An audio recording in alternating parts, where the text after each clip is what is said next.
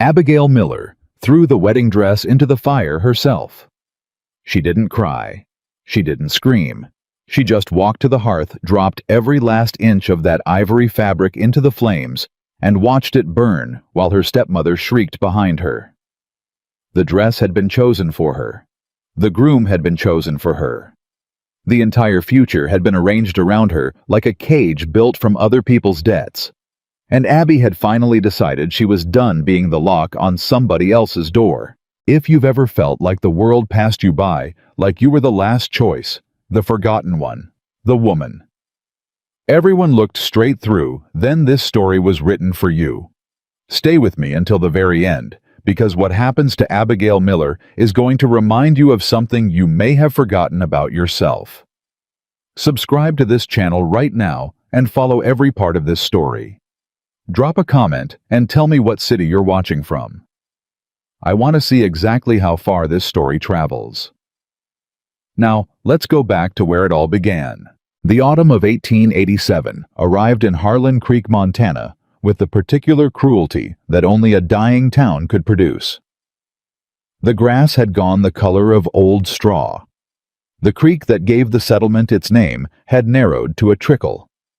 3 families had already packed their wagons and left for Oregon without saying goodbye, and the ones who stayed behind talked about them with a mixture of envy and contempt that told you everything about how desperate things had become. Ethan Carter stood at the window of his private office at Carter Ridge Ranch and looked out across 4,000 acres of the finest grazing land in the entire state of Montana.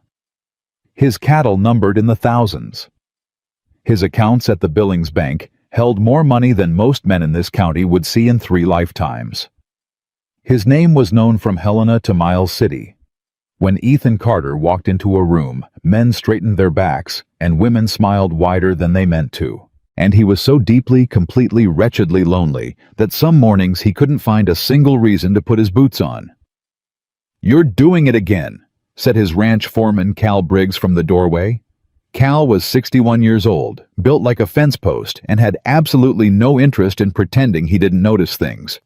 Standing there staring at the land like it owes you something. "It doesn't owe me anything," Ethan said without turning around. "No, it don't." Cal crossed his arms. "So what's eating you?" Ethan was quiet for a long moment. He pressed one hand flat against the window glass. "Clara Hutchins sent back the ring," he finally said. Cal didn't say anything for a moment. Then carefully, "When?" "Yesterday morning.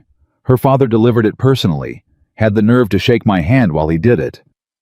Ethan turned from the window. His face was composed in the way that a man's face gets composed when he's been practicing holding things still for too long. "He told me Clara had reconsidered, that she felt the life of a rancher's wife was too demanding for a woman of her sensibilities. That's a generous way of putting it." "It is." Ethan picked up the ring from his desk and looked at it for a moment. It was a good ring.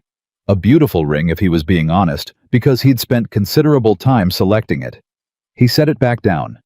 "You know what she told me the first night I took her to dinner in Helena?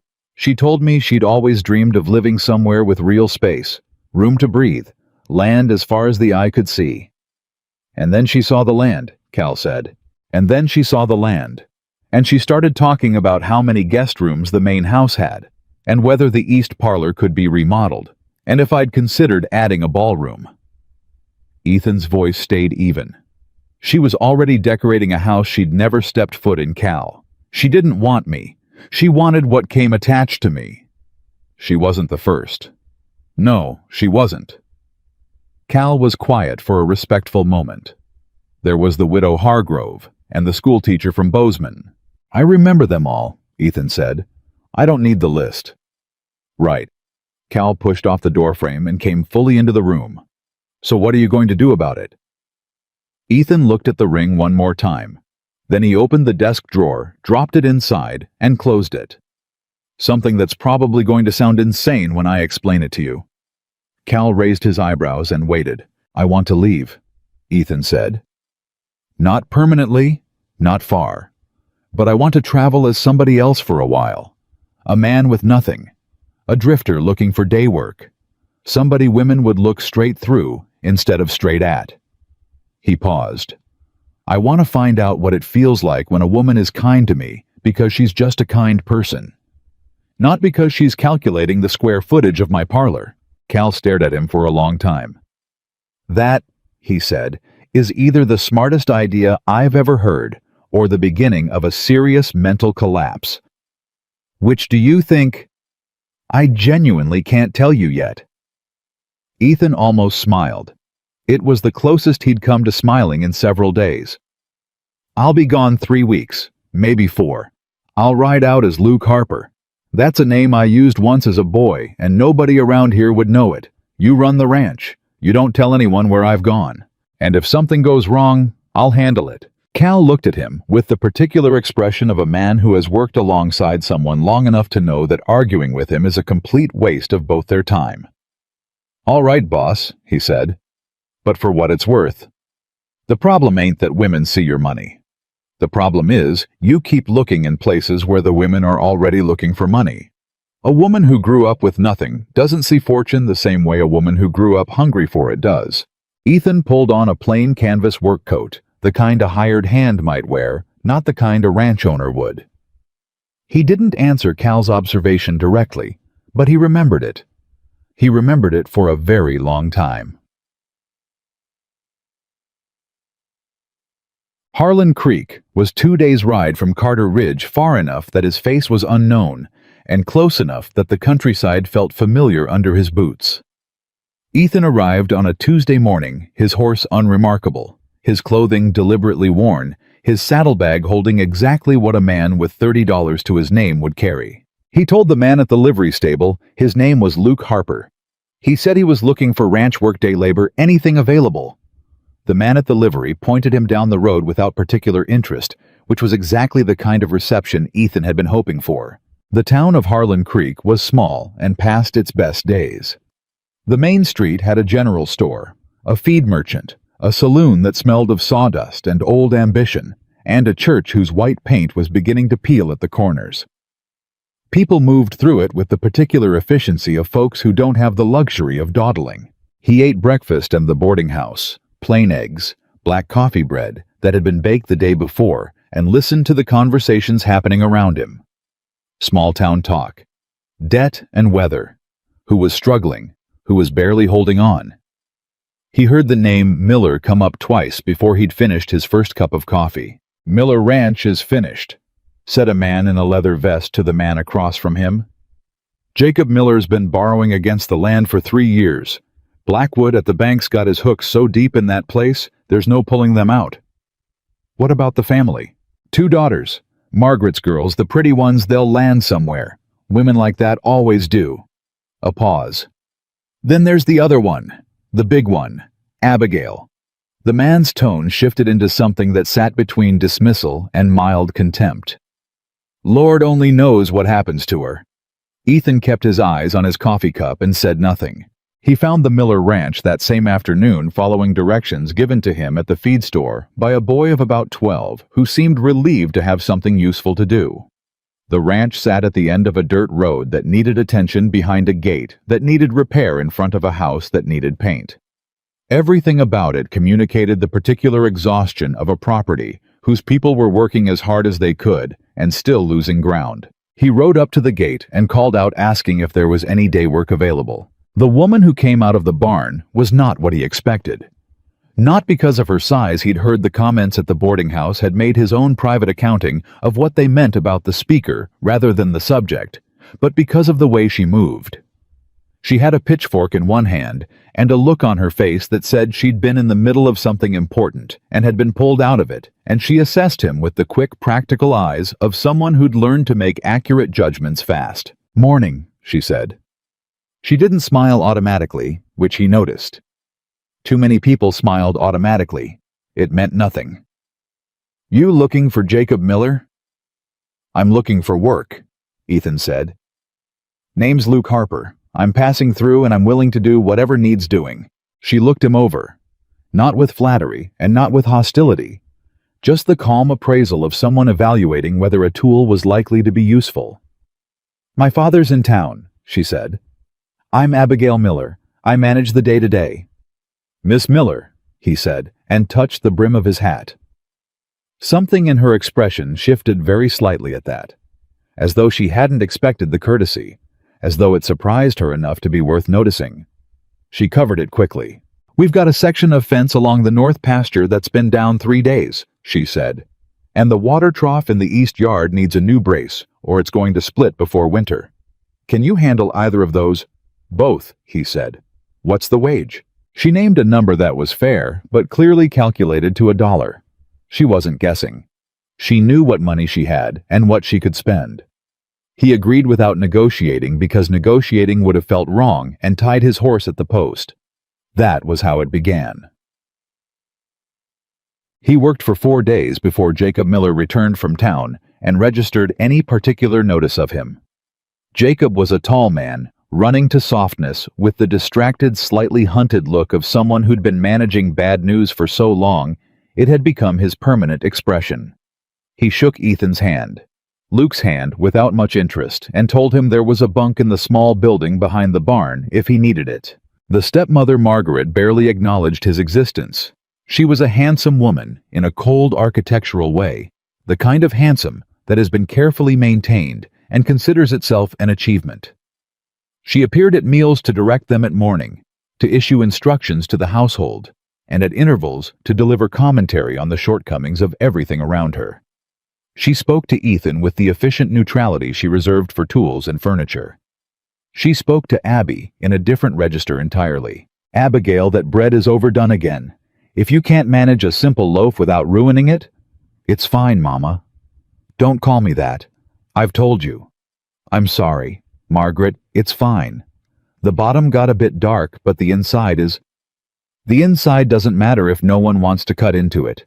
Your sisters manage bread without incident. I don't understand why it's so difficult for you." Ethan was at the table eating breakfast when this exchange happened 3 days into his time at the Miller Ranch. He kept his eyes on his plate. He kept his expression arranged in the careful blankness of a hired hand who knows better than to involve himself in family business.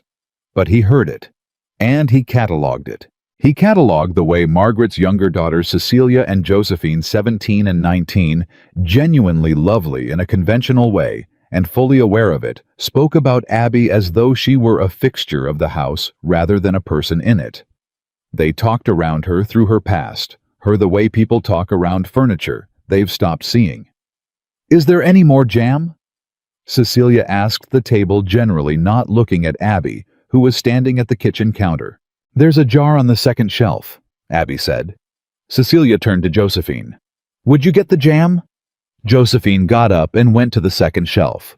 She passed within 2 feet of Abby without acknowledgement. Ethan took a slow drink of his coffee. He catalogued the way the townspeople treated Abby on the 2 occasions he accompanied the household to Harlan Creek for supplies. The way women found reasons to turn their backs when she approached. The way men either ignored her or produced a particular kind of smile, half amusement, half discomfort, that was somehow worse than outright dismissal. He watched a woman in a blue bonnet whisper something to the woman beside her, as Abby passed both of them, glancing after her with expressions of combined pity and condescension that made Ethan's jaw tighten. He didn't intervene, not then. He was supposed to be observing. But he found himself on the walk back to the wagon positioning himself somewhat closer to Abby than strict necessity required, walking on the side of the boardwalk that put him between her and the whispers. He told himself it was nothing. He told himself it was automatic.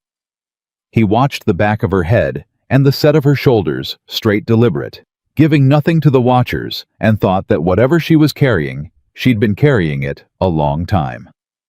It was on the 6th evening that he first saw what she did when she thought no one was watching. He'd gone to the barn late to check on his horse, a genuine concern the animal had seemed slightly off his feed, and in the dim light from a lantern set on a post, he found Abby seated on an overturned crate with a dog in her lap.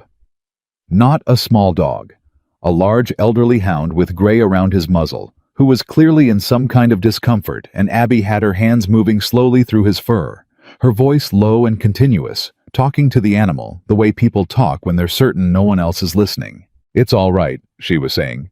"It's all right, old man. I know it hurts. I know it does. Just breathe. Just breathe and let it pass." Ethan stopped in the shadow of the barn door.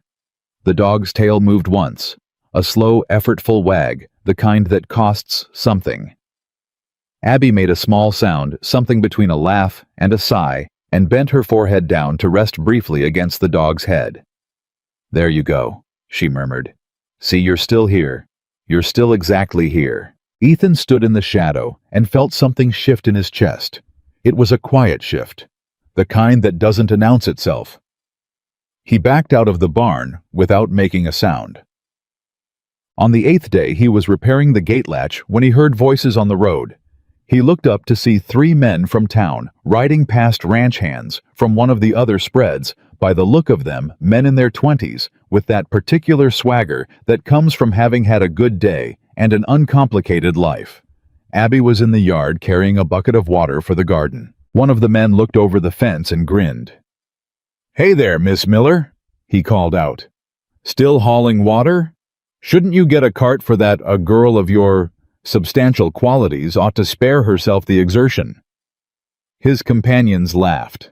Not cruel laughter, exactly the kind of laughter that doesn't know it's cruel, which is somehow worse. Abby kept walking.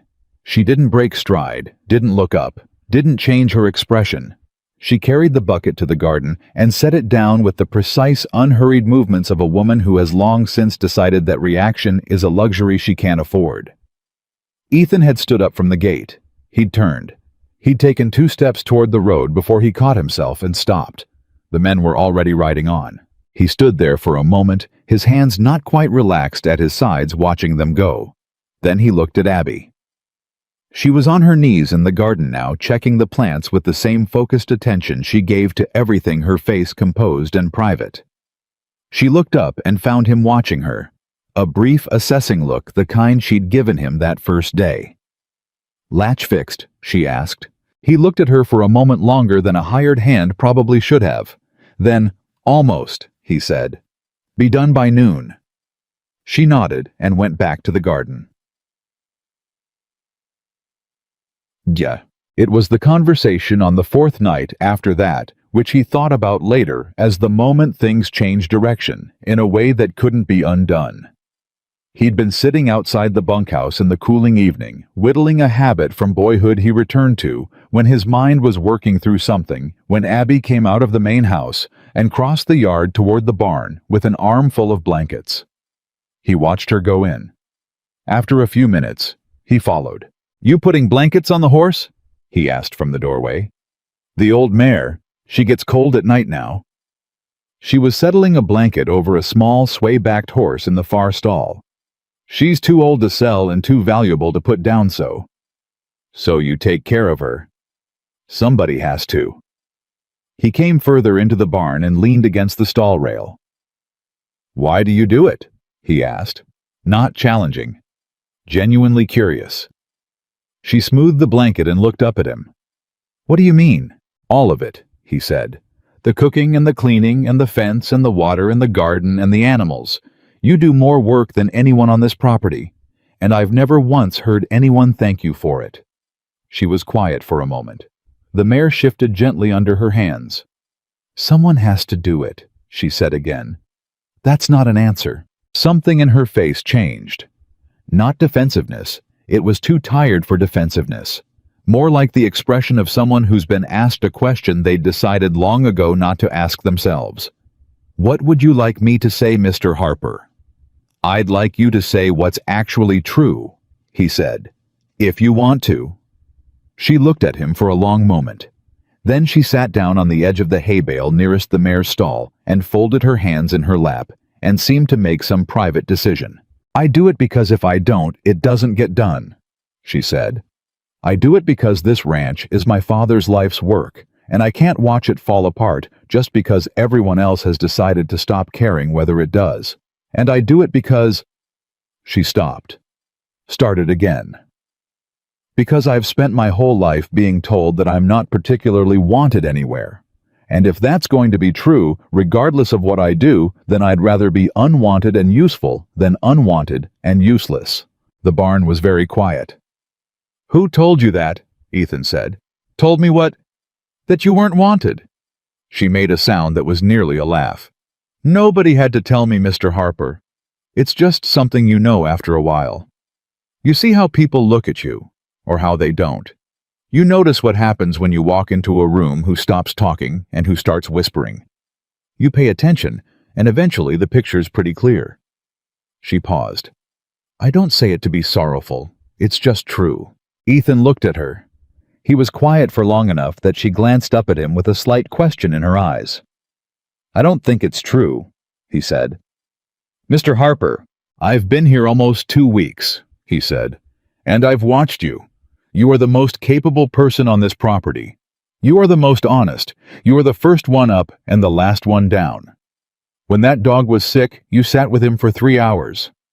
When the minister's wife came by last Thursday in that rattling old wagon, you sent her away with half the bread you'd just baked, and you waved off her thanks like it was nothing. He kept his voice even conversational, the same tone he'd used to tell her the gate was fixed. Now, I don't know what mirror this town has been holding up for you, Miss Miller, but I think the reflection they've been showing you is wrong. She stared at him. Then she looked away. You're kind to say so, she said. Her voice was careful. But you haven't been here long enough to know how it really is. Maybe, he said. Or maybe I came from somewhere else and I'm seeing it clearly for the first time. He didn't push it further. He touched the brim of his hat and went back to the bunkhouse. But he lay awake for a long time that night, looking at the ceiling, thinking about the way she'd said, I'd rather be unwanted and useful than unwanted and useless, with that calm, practical acceptance, as though it were simply a fact about the weather. He thought about it for a long time. The trouble arrived on a Tuesday morning with the particular timing that serious trouble tends to have, the moment when everything seems briefly like it might be managing. He had been at the Miller Ranch for 17 days. In that time he had repaired the gate, the water trough 2 sections of fence, the barn door that had been sticking on its hinge, the pump mechanism in the east yard, and 3 pieces of tack that had been quietly deteriorating in the corner of the barn. He had begun to understand the property as intimately as if he'd worked it for years. He had also begun to understand its people in ways that made him progressively angrier on behalf of one of them. He was in the east yard when the wagon came up the road. 2 men on the seat, one of them a barrel-shaped figure in a good coat that communicated wealth without elegance. The other a younger man who had the look of a person paid to be present rather than to think. Ethan kept working. He listened. Jacob Miller came out of the house with the walk of a man approaching something he's already lost. Harold, he said, wasn't expecting you today. Business doesn't wait on expectations, Jacob. The barrel-shaped man, Harold Blackwood Ethan would later confirm, stepped down from the wagon with the settled authority of a man who has been right about money so many times, he's stopped distinguishing between being right and being righteous. I thought it best we talk directly. I've been patient, but the notes are overdue. I know they are. I've been working on— You've been working on it for 8 months, Blackwood said. I have been extremely generous with your situation, Jacob. But the fact of it is plain. You cannot pay what you owe. The land will have to come to me. Jacob Miller aged 5 years in 10 seconds. Harold, this ranch has been in my family. I understand that, and I'm prepared to offer you an alternative. Blackwood's voice dropped into the particular register of a man who is about to be generous in a way that benefits only himself. A business arrangement that would settle your debts completely and allow you to remain on the property. What kind of arrangement? Blackwood smiled. Your daughter Abigail. I've been without a wife for 3 years now. She's of sound mind and good health, and I have no particular requirement for beauty in a domestic arrangement. She would keep the house. I would settle the debt. The ranch stays in the Miller name. He spread his hands as though presenting something obvious. Everyone benefits. Ethan's hands had gone still on the pump mechanism. That's— Jacob stopped. Started. She's only 29. An appropriate age, Blackwood said. I'm a reasonable man, Jacob. I'm not unreasonable in my domestic expectations. She would be housed and kept. Your family would be solvent. He tilted his head. What exactly is the alternative you're weighing this against? Jacob Miller looked at the house. He looked at his hands. He looked at Harold Blackwood and Ethan Carter. 17 days into the best performance of his life, put down the tool in his hand very slowly and carefully so that the setting down of it made no sound at all. "I'll need to speak to Margaret," Jacob said. "Of course," said Blackwood. "I'll call again on Friday." Yun. They told Abby at dinner that evening. Ethan was not in the dining room.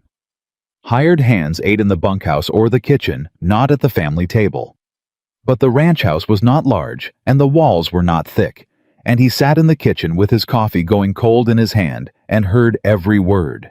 "Blackwood has made an offer," Margaret said.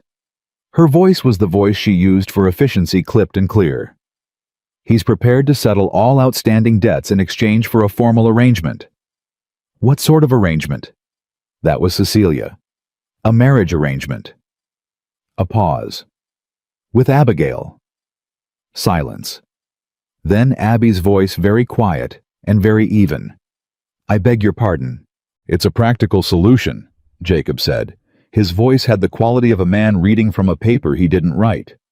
"The debts are significant, Abby. We've been over the numbers and there's no other—" "You're telling me," Abby said, still in that quiet, even voice, "that you've agreed to marry me to Harold Blackwood." "We haven't agreed to anything yet. We're presenting the— Yet. Harold Blackwood is 62 years old, Papa. He's buried 2 wives. Her voice was still level. Ethan heard it and felt the levelness of it like something physical. "And you're sitting there telling me this is a practical solution." "It would save the ranch," Margaret said. "It would save you," Abby said. And something in her voice changed. Just slightly. Just enough. "I'm not the ranch, Margaret." "No one is suggesting you are. You're suggesting I should be sold to settle a debt. That's what you're suggesting." "Abigail, you're being dramatic." "Am I?" Her chair scraped back. "Has anyone in this room asked me what I want? Has anyone at this table—" A pause. A breath. "Don't bother answering. I know the answer." Ethan heard footsteps crossing the dining room. He heard the door to the back of the house open. He sat still for exactly 10 seconds. Then he got up. He found her in the barn. She was standing with her back to the door, her hands gripping the rail of the old mare's stall, her shoulders carrying something that looked very heavy. She heard him come in and didn't turn. "Miss Miller," he said. "Please don't," she said. Her voice was tight in a way he hadn't heard before, the tightness of someone holding something back through sheer will. "I heard," he said simply. A long silence. "Of course you did." She let out a breath that wasn't quite a laugh. "So now you know. My family's going to sell me to an old man to pay their bills." Her hands tightened on the rail. And nobody argued. Nobody said one word in that room that sounded like it came from someone who— She stopped. "It doesn't matter." "It matters," Ethan said. She turned then. Her eyes were dry. She hadn't been crying, or if she had, she'd put it away already, but her face was open in a way he'd never seen it before.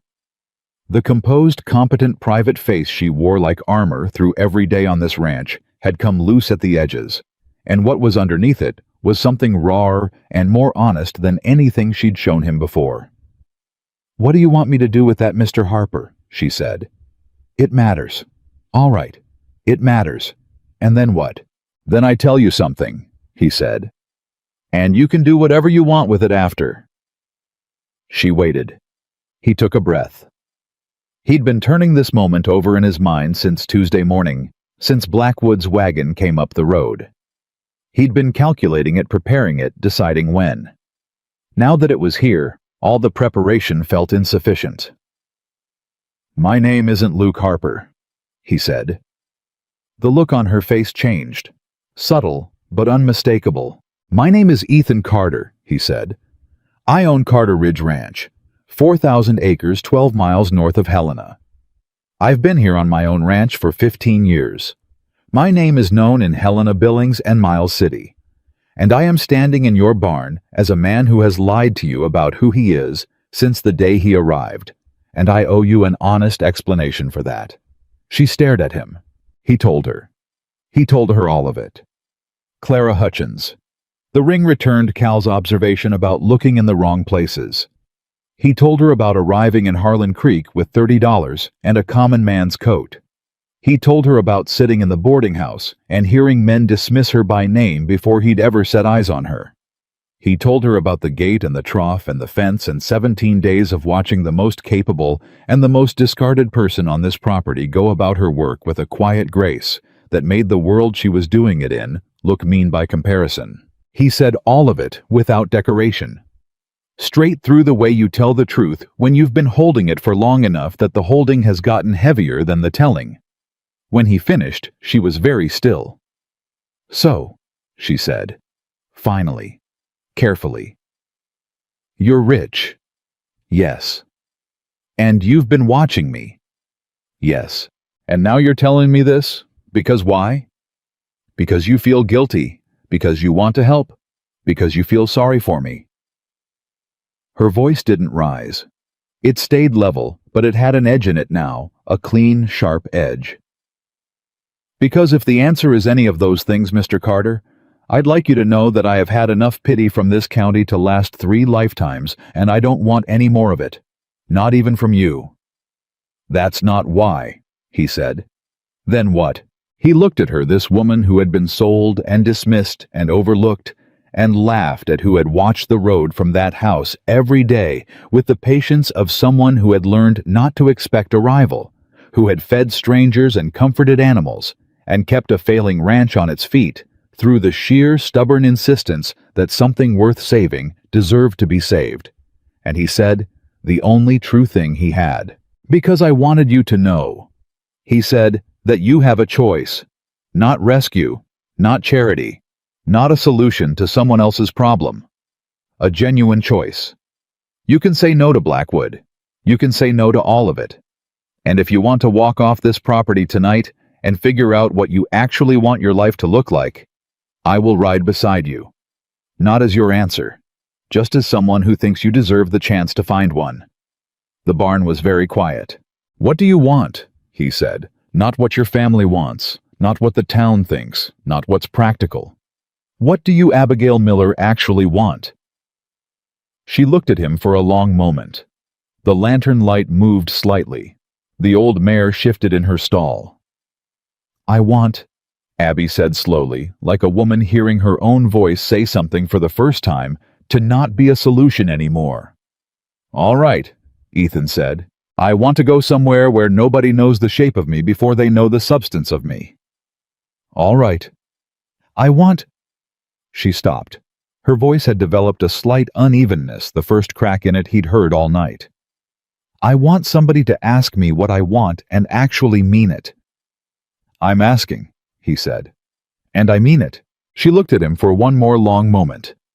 Then she reached past him and unhooked her coat from the post by the barn door. She pulled it on with the deliberate, unhurried movements he'd come to recognize as entirely hers. She picked up her hat.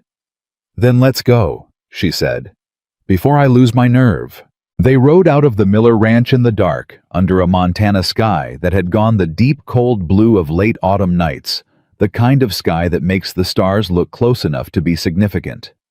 He didn't tell her what came next. She didn't ask. They rode north through the dark and the cold, and the particular wide-open silence of Montana at night, with everything behind them and whatever came next still a distance away. And Abigail Miller, who had spent 29 years being the woman no one chose, rode toward the horizon and breathed. The stars were still out when they crossed the first ridge north of Harlan Creek, and Abby didn't look back. That surprised him a little. He'd half expected her to turn in the saddle to take one last look at the only home she'd ever known. But she kept her face forward, her back straight, her eyes on the dark line of the horizon, the way a woman keeps her eyes on something she's decided she needs. He rode beside her and didn't fill the silence, because the silence felt like something she was using, something she needed to move through at her own pace. And the least he could do was let her have it. They rode for nearly an hour before she spoke.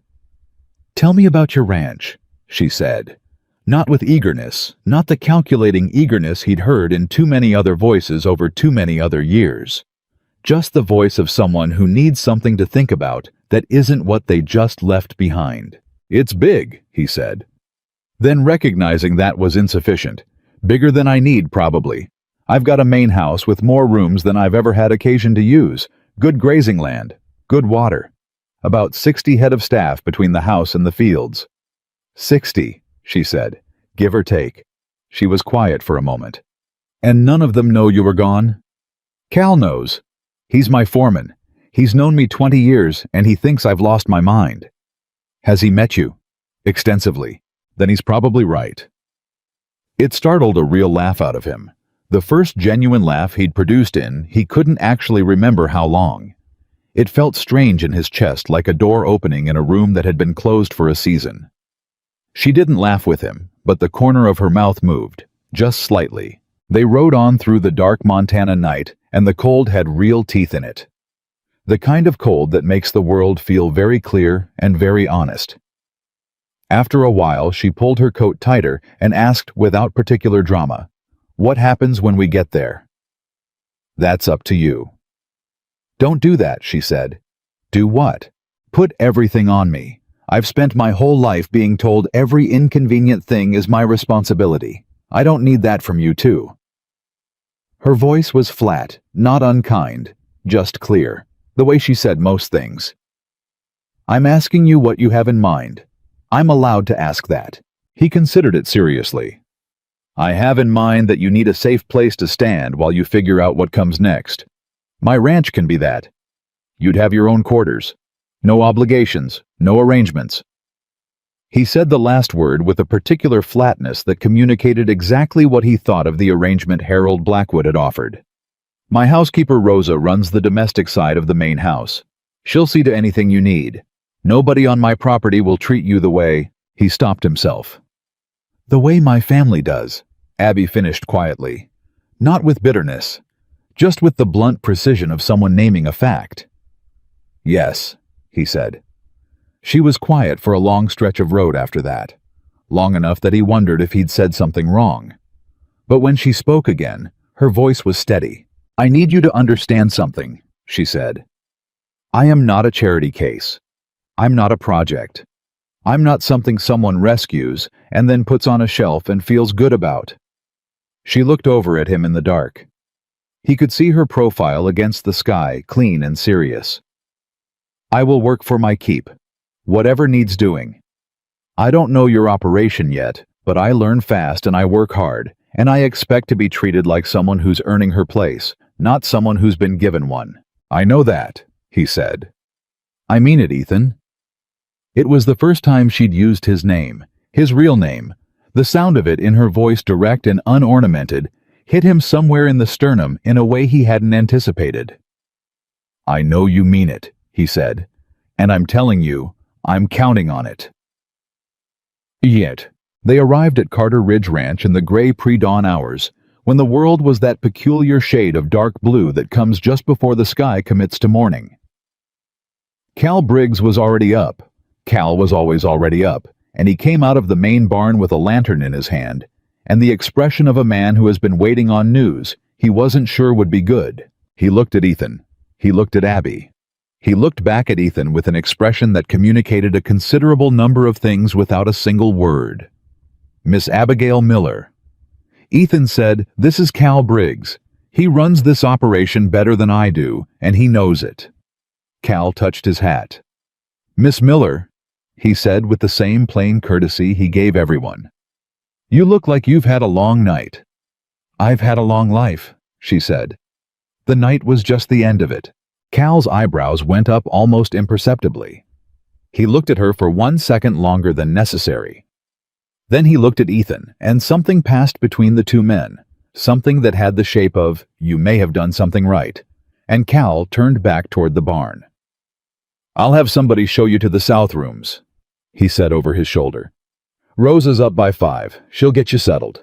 "I don't need settling," Abby said. "Is there something that needs doing this morning? Something useful?" Cal stopped walking. He turned around slowly. "Ma'am." "I'd rather have work than a room," she said. "The room can wait." Cal looked at Ethan again. Ethan said nothing because this was going exactly as he'd somehow suspected it might. "The feed needs distributing in the east paddock," Cal said carefully.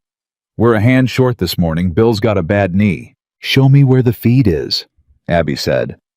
Cal showed her where the feed was. By the time the sun was fully up, most of the hands who worked the east paddock had formed quiet individual opinions about the new woman at Carter Ridge Ranch, and none of those opinions matched what they'd expected to have when they came to work that morning. She was capable in a way that communicated itself immediately and without effort, the way she lifted and distributed, the way she moved among the animals, without nervousness, the way she paid attention to which ones were off and adjusted without being told.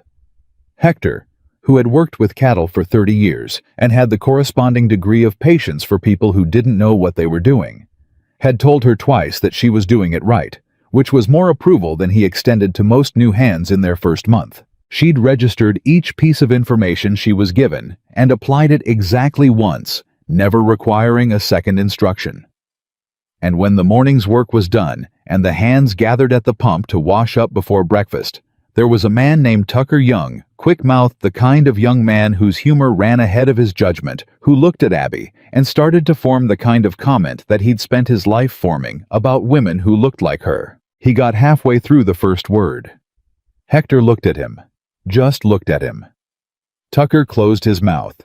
It was, Cal later told Ethan with some satisfaction, one of the more efficient corrections he'd witnessed in 30 years of ranch management.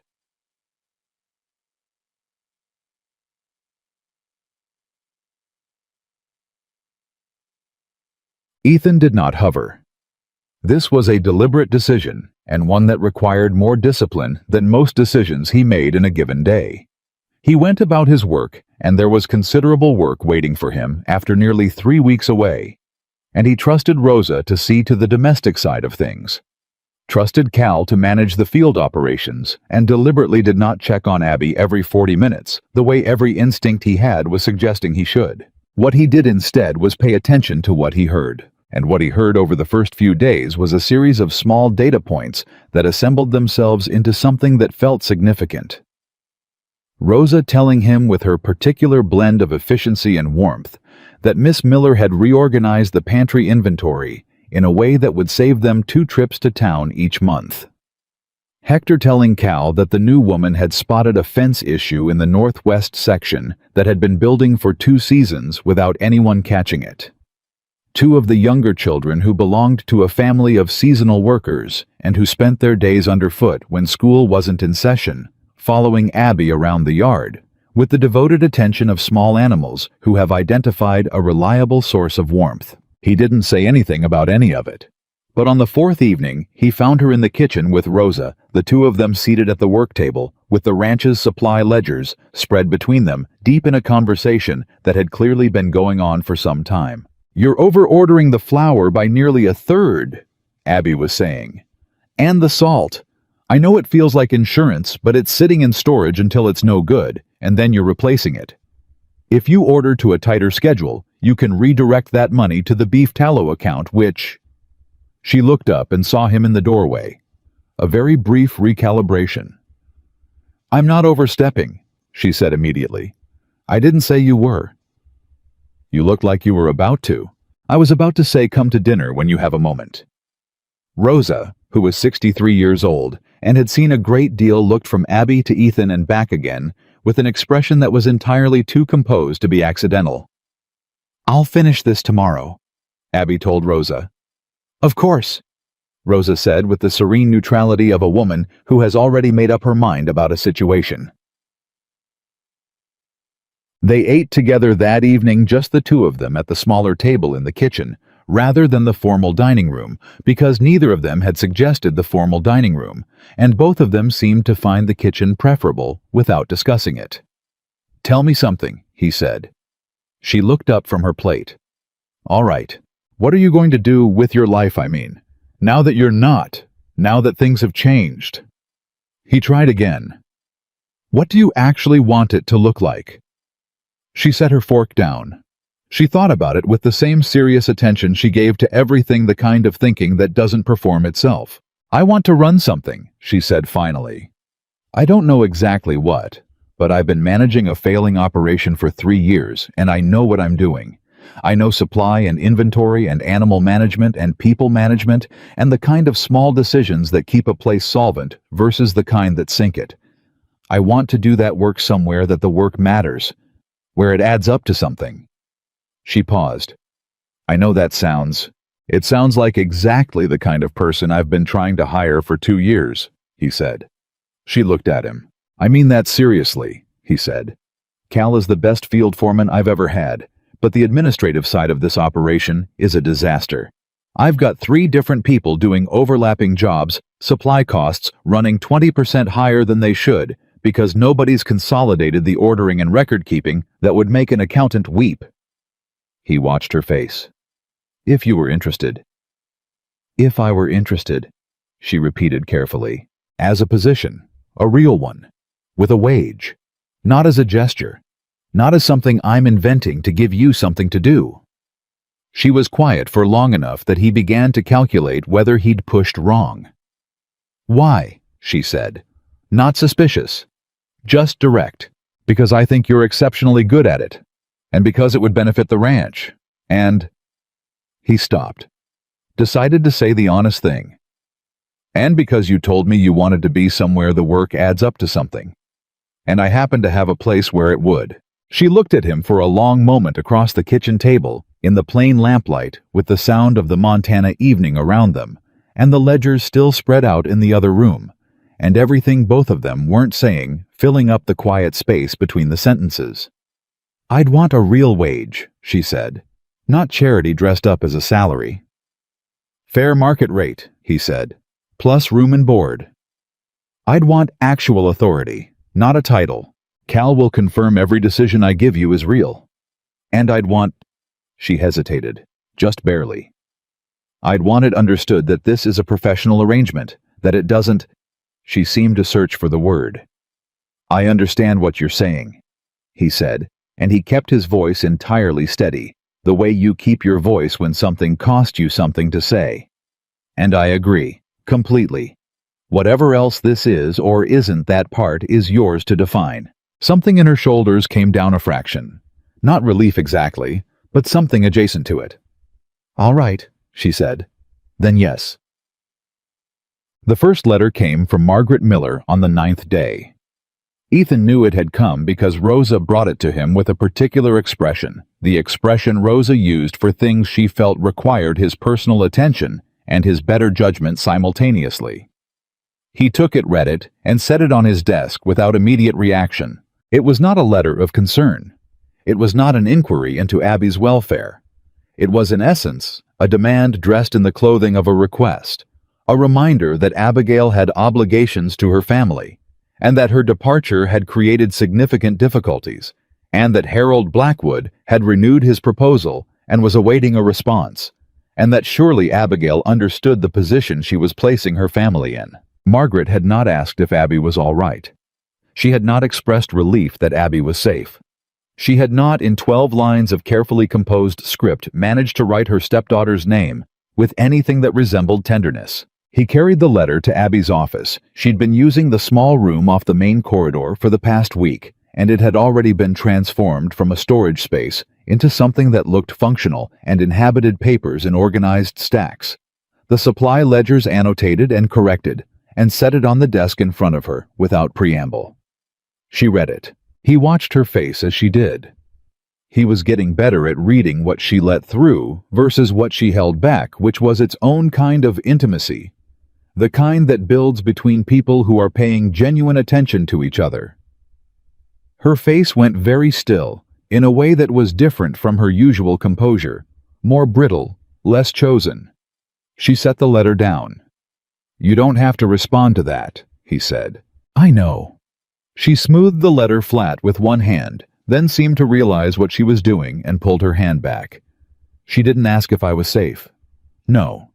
She didn't ask if I was eating, or where I was sleeping, or... She stopped. She asked about Blackwood's proposal. Yes. He's 62 years old, Abby said very quietly. He's buried 2 wives, and they were going to give me to him to settle a livestock debt. The word livestock sat in the room like a stone dropped in still water. Abby, I'm not upset, she said. I mean, I am, but it's not new. This is just the newest form of something that's been true my whole life. She looked up at him. Her eyes were dry, and her voice was steady, but something behind her eyes was doing something complicated. Do you know what the worst part is? It's not even the cruelty of it. It's that they genuinely don't think they're being cruel. They think they're being practical. They think I should be grateful that someone wants me at all. Ethan didn't say anything for a moment. Then carefully, what do you want to say back to her? Nothing, Abby said. I want to say absolutely nothing, and I want that silence to be the loudest thing she's ever heard. He nodded slowly. Then that's what we'll do. She looked at him. We. You're not handling this alone, he said. Not anymore. She held his gaze for a moment. Then she looked back down at the letter. She folded it. She placed it in the bottom drawer of the desk. She closed the drawer. Then she opened the supply ledger and went back to work. What he hadn't anticipated, what he should have perhaps, but hadn't, was the speed at which things traveled through the county. He'd been back at Carter Ridge for 11 days, when word began to reach him through the informal network that constituted the real communication system of rural Montana, a word from a trader, a comment from the feed merchant's wife relayed through Rosa, an observation from a hand who'd been to Harlan Creek over the weekend. People were talking. Most of it was predictable. The Miller girl had run off. She'd been taken in by the Carter Ranch. There was speculation about the nature of the arrangement that ranged from the sympathetic to the salacious, with a wide swath of plain curiosity in between. What was less predictable was the visit from James Whitfield. Whitfield was a county commissioner. A wiry, silver-haired man of about 50, with an honest face and a reputation for being the kind of county official who actually did the job rather than using it as a platform for something else. He arrived on a Wednesday afternoon and asked to see Ethan directly. I'll be plain with you, Whitfield said when they were seated in the front room. I've had Harold Blackwood in my office twice this week. He's claiming the Miller girl was, and I'm quoting him here, induced to leave the family property. He's making noises about legal action. Ethan looked at him steadily. On what basis? He's claiming the arrangement her family had made on her behalf constitutes a binding agreement that she's now in breach of. What arrangement? Ethan said, keeping his voice entirely level. There was no signed contract. Blackwood made a proposal to the father. The daughter was informed of it after the fact and never consented to it. Whitfield looked at him. You know that for certain. I was present, Ethan said. As a ranch hand working the Miller property at the time, I heard the conversation at the dinner table. He paused. I also heard Miss Miller's response, which was a direct refusal. Whitfield was quiet for a moment. You're aware that Blackwood has some influence with the circuit judge. I'm aware of that, Ethan said. I'm also aware that Blackwood selling his influence to a judge is exactly the kind of thing that becomes very interesting reading in the Helena newspaper, particularly if someone were to share the details of the arrangement he proposed to the Miller family, trading their daughter's freedom for debt cancellation. Whitfield looked at him for a long moment. That's not public yet. It will be, Ethan said quietly, if it needs to be. The commissioner picked up his hat. He turned it in his hands for a moment. I'm not Blackwood's man, he said finally. I want you to know that. I came here to tell you what he's doing, not to threaten you with it. He stood. He's going to keep pushing. He's a man who doesn't accept a no when he's decided he wants something. Most men like that eventually encounter a door that doesn't open, Ethan said. This one won't. After Whitfield left, Ethan sat alone for a few minutes. Then he went to find Cal. I need you to contact Harlan Dowse, he told Cal. Dowse was the best property lawyer in Helena. Tell him I need a consultation this week if possible.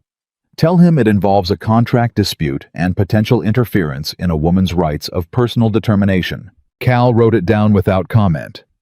Then, without looking up, he said, She know Blackwood's pushing. Not yet. She's going to want to know. I know. She's going to be angry you didn't tell her immediately. I know that too. Cal looked up. So why are you telling me first? Ethan thought about it. Because I needed 60 seconds to be angry myself before I go be rational with her. He took a breath. Where is she?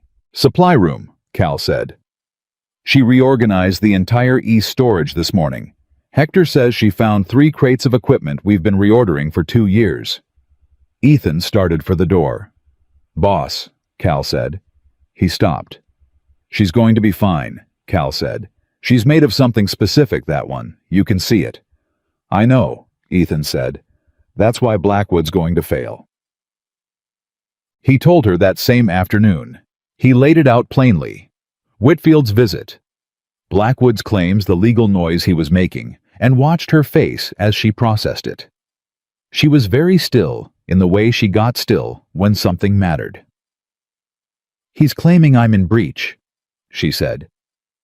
Of an agreement you never made, Ethan said. You never signed anything. You never consented to anything. The law is on your side. The law and Blackwood are frequently in the same room, she said. Not in my county, he said. She looked at him. This is your county. Yes, it is. He kept his voice even. And I have a lawyer in Helena who is going to confirm in writing that Harold Blackwood's claim has no legal standing. And I have a relationship with the Helena paper whose editor I've known for 8 years. And I have enough history with the men in this county that when I say Blackwood is attempting to coerce a woman into a marriage arrangement, she refused, I will be believed. You'd do all of that, she said. In about 20 minutes, yes. Why? He looked at her. The question sat there between them, honest and direct and deserving of the same in return. Because what he's doing is wrong, he said. Because you said no, and that should have been the end of it. And because... He paused, just briefly. Because you're not handling this alone anymore. I told you that. I meant it. She held his gaze for a long moment. Something moved through her expression, not sentimentality, nothing so soft as that. Something more like a woman recognizing solid ground after a long time on uncertain terrain, and choosing carefully and deliberately to stand on it. All right, she said. Tell me exactly what Dowes will need from me. He'll need your account of the evening, your direct refusal, any witnesses. You were a witness. I was. Under your real name. Under my real name, he confirmed. She was quiet for a moment. Then, that's going to raise questions. Why Ethan Carter was working as a day laborer on the Miller Ranch. Yes. Questions that will require explanations. Yes. She looked at him with that clear, direct assessment she'd given him the very first day, the one that saw past the surface without being unkind about what it found. You're prepared for people to know why. If it protects you, he said, I am completely prepared to explain myself to every person in Montana. Something in her expression shifted, very quietly. Not toward romance, she was not a woman who went quietly toward romance, but toward something that had the same essential quality as trust. The particular trust of someone who has had very little of it and has learned to recognize its genuine form. Ethan, she said, his name again straight and unadorned in her voice.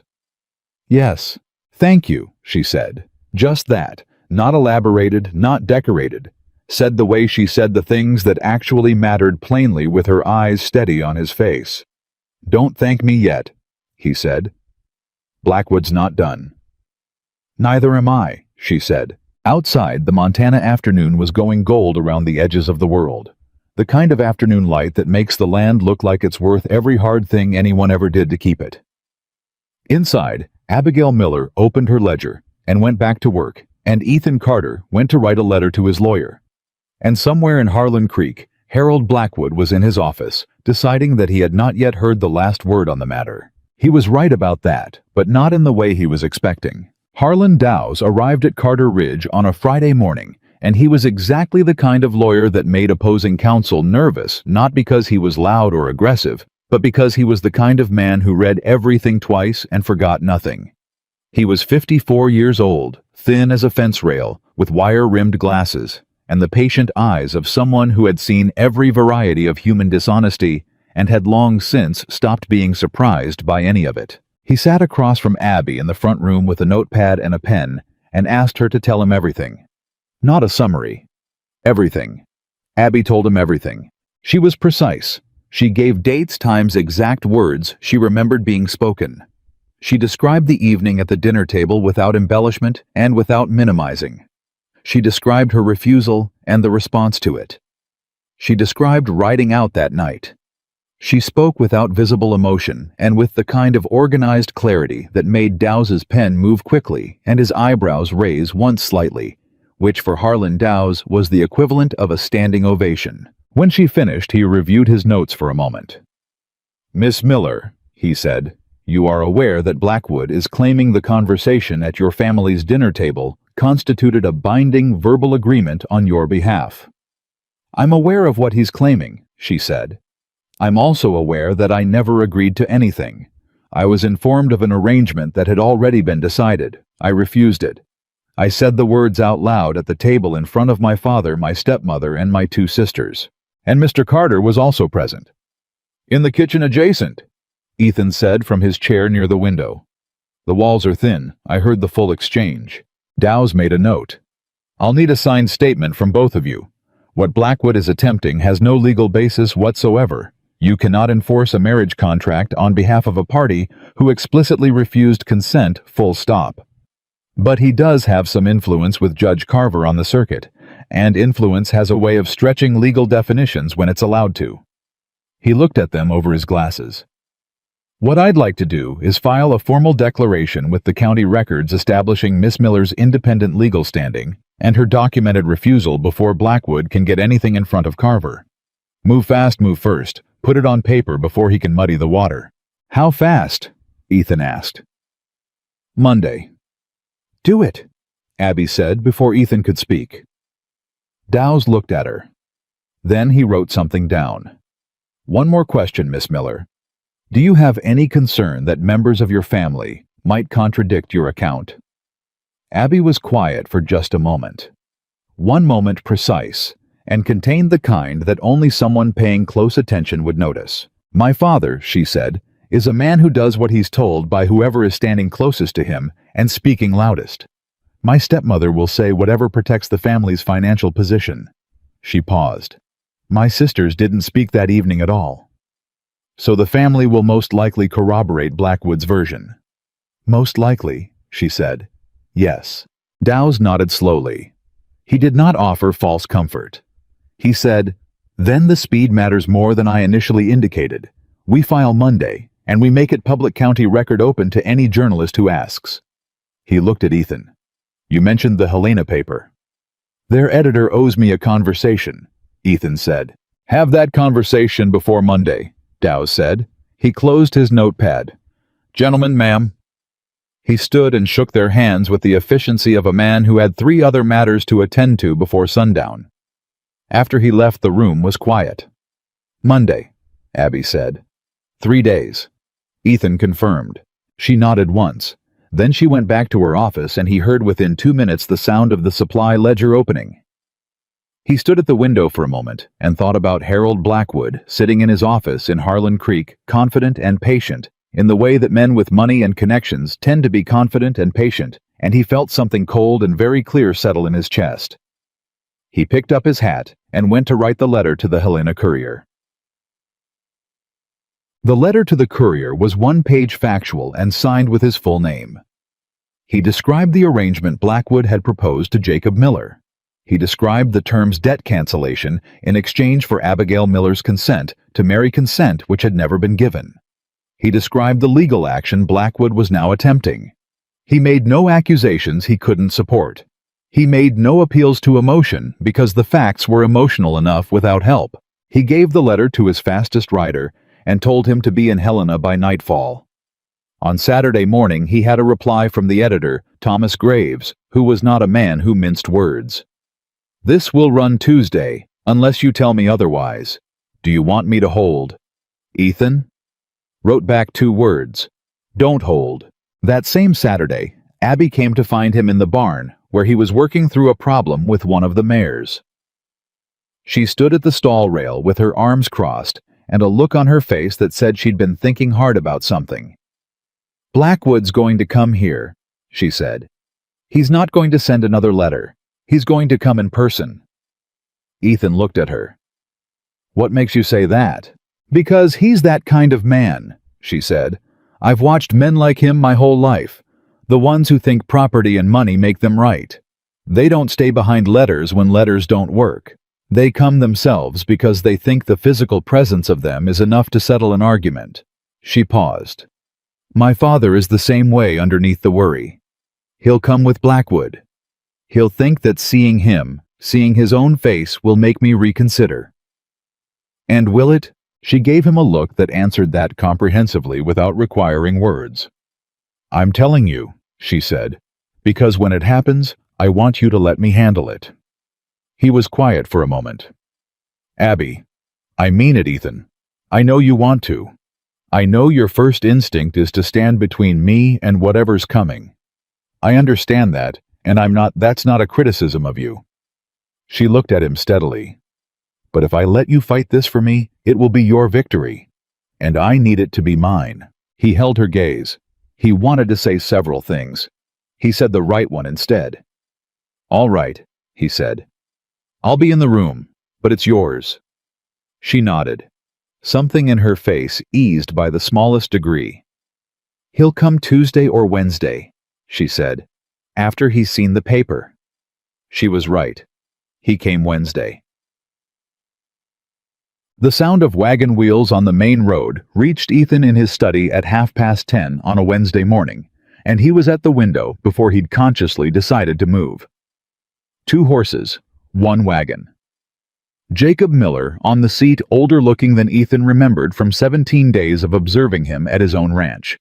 Or perhaps it was just that Ethan was seeing him differently now, with the knowledge of what he'd agreed to do with his daughter sitting between observation and judgment. Beside him, Harold Blackwood, and in the wagon bed which Ethan had not anticipated, Margaret. He found Cal in the corridor. "They're here," he said. Cal looked past him toward the front of the house. "All of them. The stepmother, too." Cal's jaw tightened very slightly. "Where's Abby?" "Supply room. She heard the wagon." He paused. "She asked me to let her lead." Cal looked at him for a long moment with the expression of a man evaluating a decision he's not sure he would have made himself. Then he nodded once. "All right. Then you stay a step behind and keep your mouth shut unless she needs you." "That's the plan." "It's a good plan," Cal said. "Let's see if you can actually do it." Abby came out of the supply room with the account book still in her hand, which was either accidental or deliberate. Ethan suspected deliberate, and she met them in the front room where Rosa had already, with the quiet efficiency that was Rosa's primary language, arranged chairs and produced coffee that no one was going to drink. Jacob Miller walked into the room first. He looked at his daughter, and for a moment something moved through his face that might, in a better man, in a different moment, have been the beginning of an apology. But Margaret came in directly behind him, and whatever that moment might have become, it didn't become it. Harold Blackwood came in last. He was a large man, broader than Ethan had fully appreciated from a distance, the kind of large that had started as strength and had been softened over the years by money and comfort into something that still occupied space aggressively without necessarily being able to back it up. He wore a good coat. He had the particular confidence of a man who has never seriously been told no by anyone whose opinion he respected. He looked at Abby the way he might look at a piece of property that had been temporarily mislaid. "Abigail," Margaret said. Her voice was the efficient voice, the voice of practical matters to be settled. "I'm glad you're well." "Are you?" Abby said. She kept her voice pleasant, not warm. Pleasant the way you keep a door pleasant before you decide whether to open it. "Your father and I have been very worried. I read your letter," Abby said. "You were worried about Mr. Blackwood's proposal. That's what the letter said." She looked at her father. "Papa, are you all right?" Jacob Miller had the decency to look uncomfortable. "I'm fine, Abby. We've just..." He stopped. Tried again. "This has been a difficult few weeks. For all of us," Margaret said briskly, moving the conversation along before Jacob's discomfort could go anywhere useful. "Mr. Blackwood has been very patient, Abigail. He's traveled all this way because he wants to speak with you directly. He feels, and I think reasonably, that you left under emotional circumstances and perhaps didn't fully consider—" "I considered it completely," Abby said. Blackwood, who had been standing to the side during this exchange with the patience of a man saving his real intervention for the right moment, stepped forward now. "Miss Miller," he said. His voice was the kind of voice that expected to settle things. "I think you may have some misapprehensions about what I'm offering you. I'm a man of means. You'd be well provided for. The house in Harlan Creek is comfortable. You'd want for nothing. Nothing except the choice of whether to be there," Abby said. A silence. Blackwood's expression shifted slightly. Not anger, yet recalibration. "I understand you feel the arrangement was presented abruptly. I'm prepared to allow more time." "Mr. Blackwood," Abby said, and her voice stayed even, but something in it changed. Register moved from pleasant to clear in the way that a sky moves before weather arrives. "I refused this arrangement at my family's dinner table 3 weeks ago. I said the word no. I said it out loud, in front of witnesses." She paused. "I have since provided a signed legal statement to that effect, which is filed with the county records. My attorney has also provided documentation of your subsequent attempts to seek legal remedy for an agreement that was never made." She looked at him steadily. "Is there something about the word no that you need me to clarify?" The room was very quiet. Ethan was standing 2 steps inside the doorway. He kept absolutely still. Blackwood's face had gone through several things in the last 10 seconds. He landed on something that was trying to be dismissive and not quite getting there. "You've been given some very bad advice by whoever has been filling your head with legal language, Miss Miller.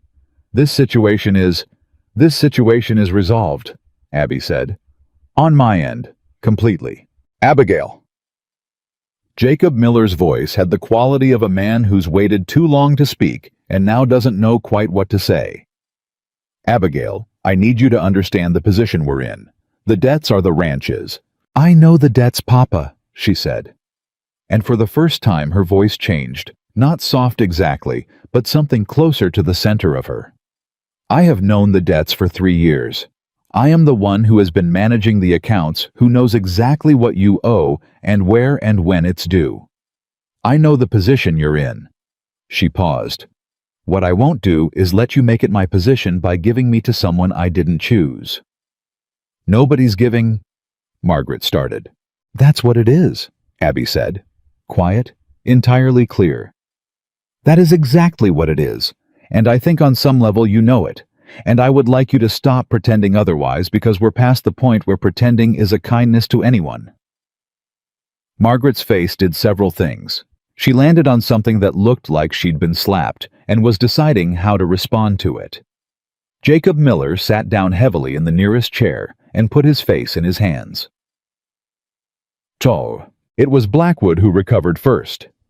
Because Blackwood was the kind of man who had a contingency for most things, and his contingency for a woman who refused to be managed was to escalate. "I'll be direct with you, Carter," he said, turning to face Ethan for the first time, pivoting from Abby, with the deliberate motion of a man choosing a different target. "You've been harboring this woman and putting ideas in her head about legal rights and attorneys, and I don't know what else. I don't know what your interest in this situation is." "My interest?" Ethan said he had kept his mouth shut as planned, but this was directed at him, and he was not going to let it stand unanswered. "Is that a woman who works for me was being coerced into an arrangement she refused. That's the complete extent of it." "Works for you," Blackwood repeated with a particular inflection that managed to imply an entire range of things without technically saying any of them. "As my ranch operations manager," Ethan said, keeping his voice entirely level.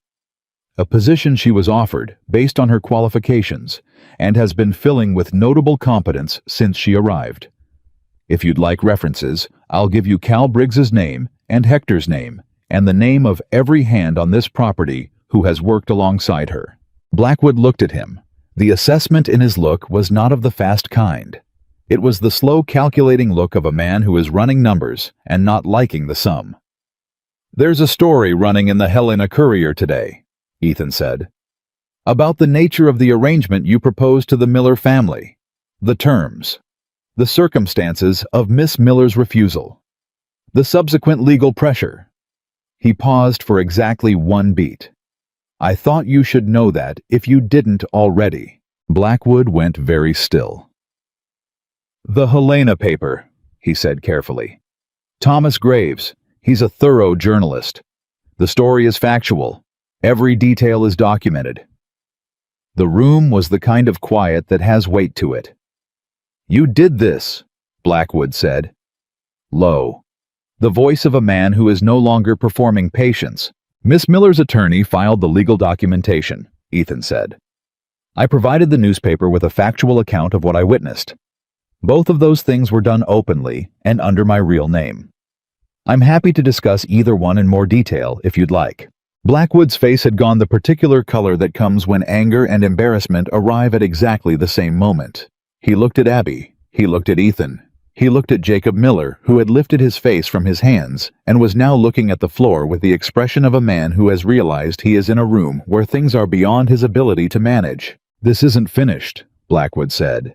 But it had the sound of a man saying words because retreating without saying words would feel worse, not because the words meant something. "Yes?" Abby said. "It is." He looked at her for a long moment. Then he turned and walked out of the room. The silence after the door closed held for about 4 seconds. Then Margaret stood up. "Abigail, do you understand what you've done? Do you have any idea?" "I do," Abby said. "I understand exactly what I've done. You've made an enemy of the most powerful banker in this county. You've humiliated your father. You've thrown away the only offer." Margaret's voice cracked just slightly on the last word, and Abby saw it and didn't look away from it. "It wasn't an offer, Margaret," she said. "It was a transaction. There's a difference." She paused. "And I'm not the one who humiliated my father. The decision you two made 3 weeks ago took care of that."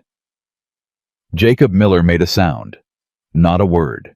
Just a sound low and painful. "Papa," Abby said. And her voice changed completely. Not soft, something more complex than soft. The voice of someone who has loved a person and been hurt by them and is holding both of those things at the same time. "Look at me." He looked up. His eyes were wet. "I love you," she said. "I have spent my entire life trying to make your life easier because I love you. I have cooked and cleaned and managed accounts and kept that ranch alive on my own for 3 years because I love you." She stopped. "But what you agreed to that night was wrong. You know it was wrong. And I can love you and still refuse to let it happen." His face crumpled. "Abby, the debts can be managed," she said. "Not the way Blackwood proposed, but there are options. I've been in the accounts long enough to know there are options. If you want my help with that actual help, real help from someone who knows the numbers, you can write me, and we'll have that conversation." She looked at her stepmother, who was very still. "But not like this. Not under these conditions. Never again like this." Margaret opened her mouth. Then she closed it, which for Margaret was something close to a surrender. Jacob Miller wiped his eyes with the back of his hand. He looked at his daughter. Really looked the way a man looks when the pretense has burned off, and what's left is the plain truth of what he's done and who he's looking at. "I'm sorry," he said. His voice was barely above a whisper. "I didn't, Abby. I didn't think—" "I know, Papa," she said. "That's most of the problem, isn't it?" He flinched. She didn't take it back. But she also reached forward just briefly and touched his hand, one quick, honest press of her fingers over his. The kind of touch that says, "I'm not gone without saying I forgive you," because forgiveness wasn't the right word yet, and she wasn't going to offer a word that wasn't right just because the moment seemed to ask for it. They left an hour later. Blackwood had not come back into the house. He'd waited at the wagon with the particular rigidity of a man holding himself together through pride, which is the least reliable structural material in the world. Abby stood at the front of the house and watched them go. Ethan stood near the doorway. He waited.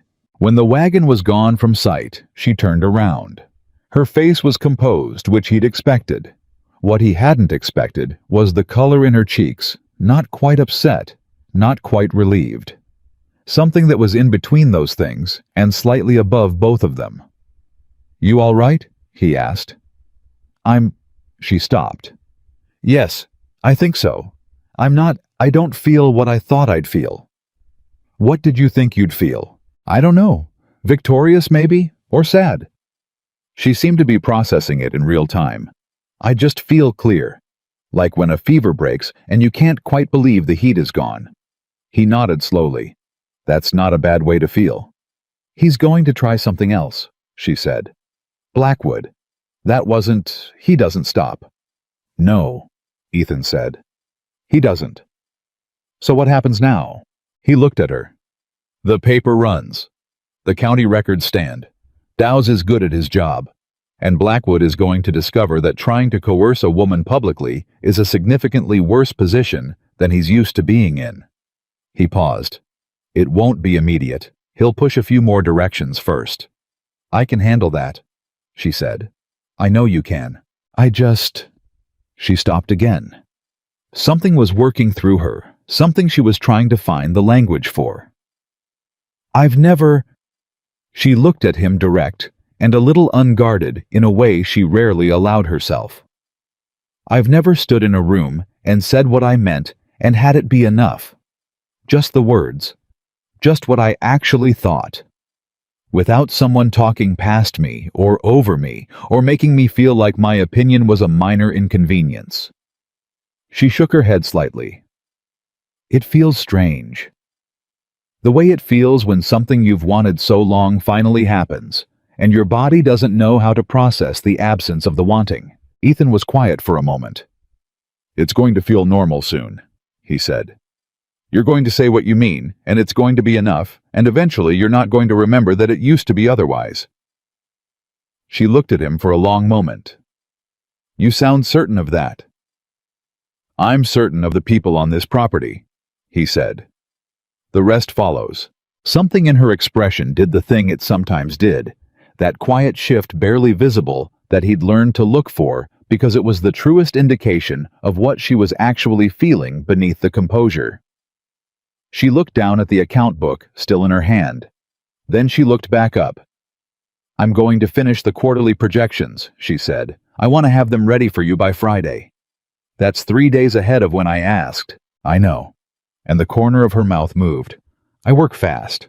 She went back inside, and he stood at the front of his house for a moment, looking at the empty road, and feeling the particular satisfaction of a Wednesday that had gone the way Wednesdays very rarely go, the way where the right thing happened, and the people who deserved to lose were losing, and the person who had been told her whole life that she wasn't worth defending had just stood in a room and defended herself without asking anyone for permission. The Helena Courier hit Harlan Creek on Thursday. Ethan knew it had hit because Cal came to find him before breakfast with the expression he used for significant developments. Not alarmed, because Cal was rarely alarmed, but attentive in a way that communicated the information required his direct attention. "3 riders from town in the last hour," Cal said. "2 of them are men I recognize from the county offices. The 3rd one was wearing Blackwood's company colors." "What did they want?" "They didn't stop. They rode past the gate and kept going." He paused. "One of them slowed down long enough to look at the main house." Ethan set down his coffee. "Where's Abby?" "East Paddock. She's been out there since sunup." He found her working alongside Hector with the composure she maintained. Everywhere she went, her coat against the morning cold, her attention on what her hands were doing. She glanced up when she heard him, and he could tell by the look on her face that she'd already heard something. "One of the hands told me about the riders," she said before he could speak. "They didn't stop," he said. "They were looking." She straightened. "Blackwood's reading the story right now and deciding his next move. He's going to be angry. The anger is going to override his judgment for about 2 days. After that," she thought, After that, he's either going to accept it's over, or he's going to try something that's harder to defend against. What do you mean by harder to defend against? She looked at him. He can't touch me legally. Dow's made sure of that. He can't force me back. My father won't come again. I saw it in his face yesterday. He's done. She paused. What he can do is hit where he thinks you're vulnerable. Your business, your accounts, your relationships in the county. He's a banker. He knows who you borrow from and when and for what. Ethan was quiet for a moment. Then, my accounts are solid. I don't borrow significantly, and what I do borrow is diversified enough that one bank can't apply meaningful pressure. You've thought about this. Since the night Whitfield told me Blackwood had influence with Carver. He looked at her steadily. I've been running a business for 15 years, Abby. I know how men like Blackwood operate. I've already moved 2 accounts to Helena that were in county banks within his reach. She stared at him. When did you do that? The week after you arrived. You did that before. She stopped. You did that before he even came here, before you knew what he was going to try. I knew what he was going to try, he said simply. Men like him are predictable. They don't accept loss. They redirect it. Something moved through her face that was complex enough to take a moment to read. You were protecting the ranch, she said carefully. I was protecting you, he said. The ranch is fine either way. The morning was very quiet around them. Hector had found somewhere else to be, which Ethan suspected was less accidental than it appeared. Abby looked at him for a long moment. The way she looked at things, she was thinking seriously about. Not guarded, just careful in the way she was careful with things that mattered to her. Ethan, she said. Yes. I want to ask you something, and I want you to be honest with me. Always, he said. She took a breath. Do you do any of this, the accounts, the lawyer, the newspaper, because you feel responsible for me, because you brought me here, and now you feel like that means you owe me something? He looked at her. He'd known this question was coming, or something like it.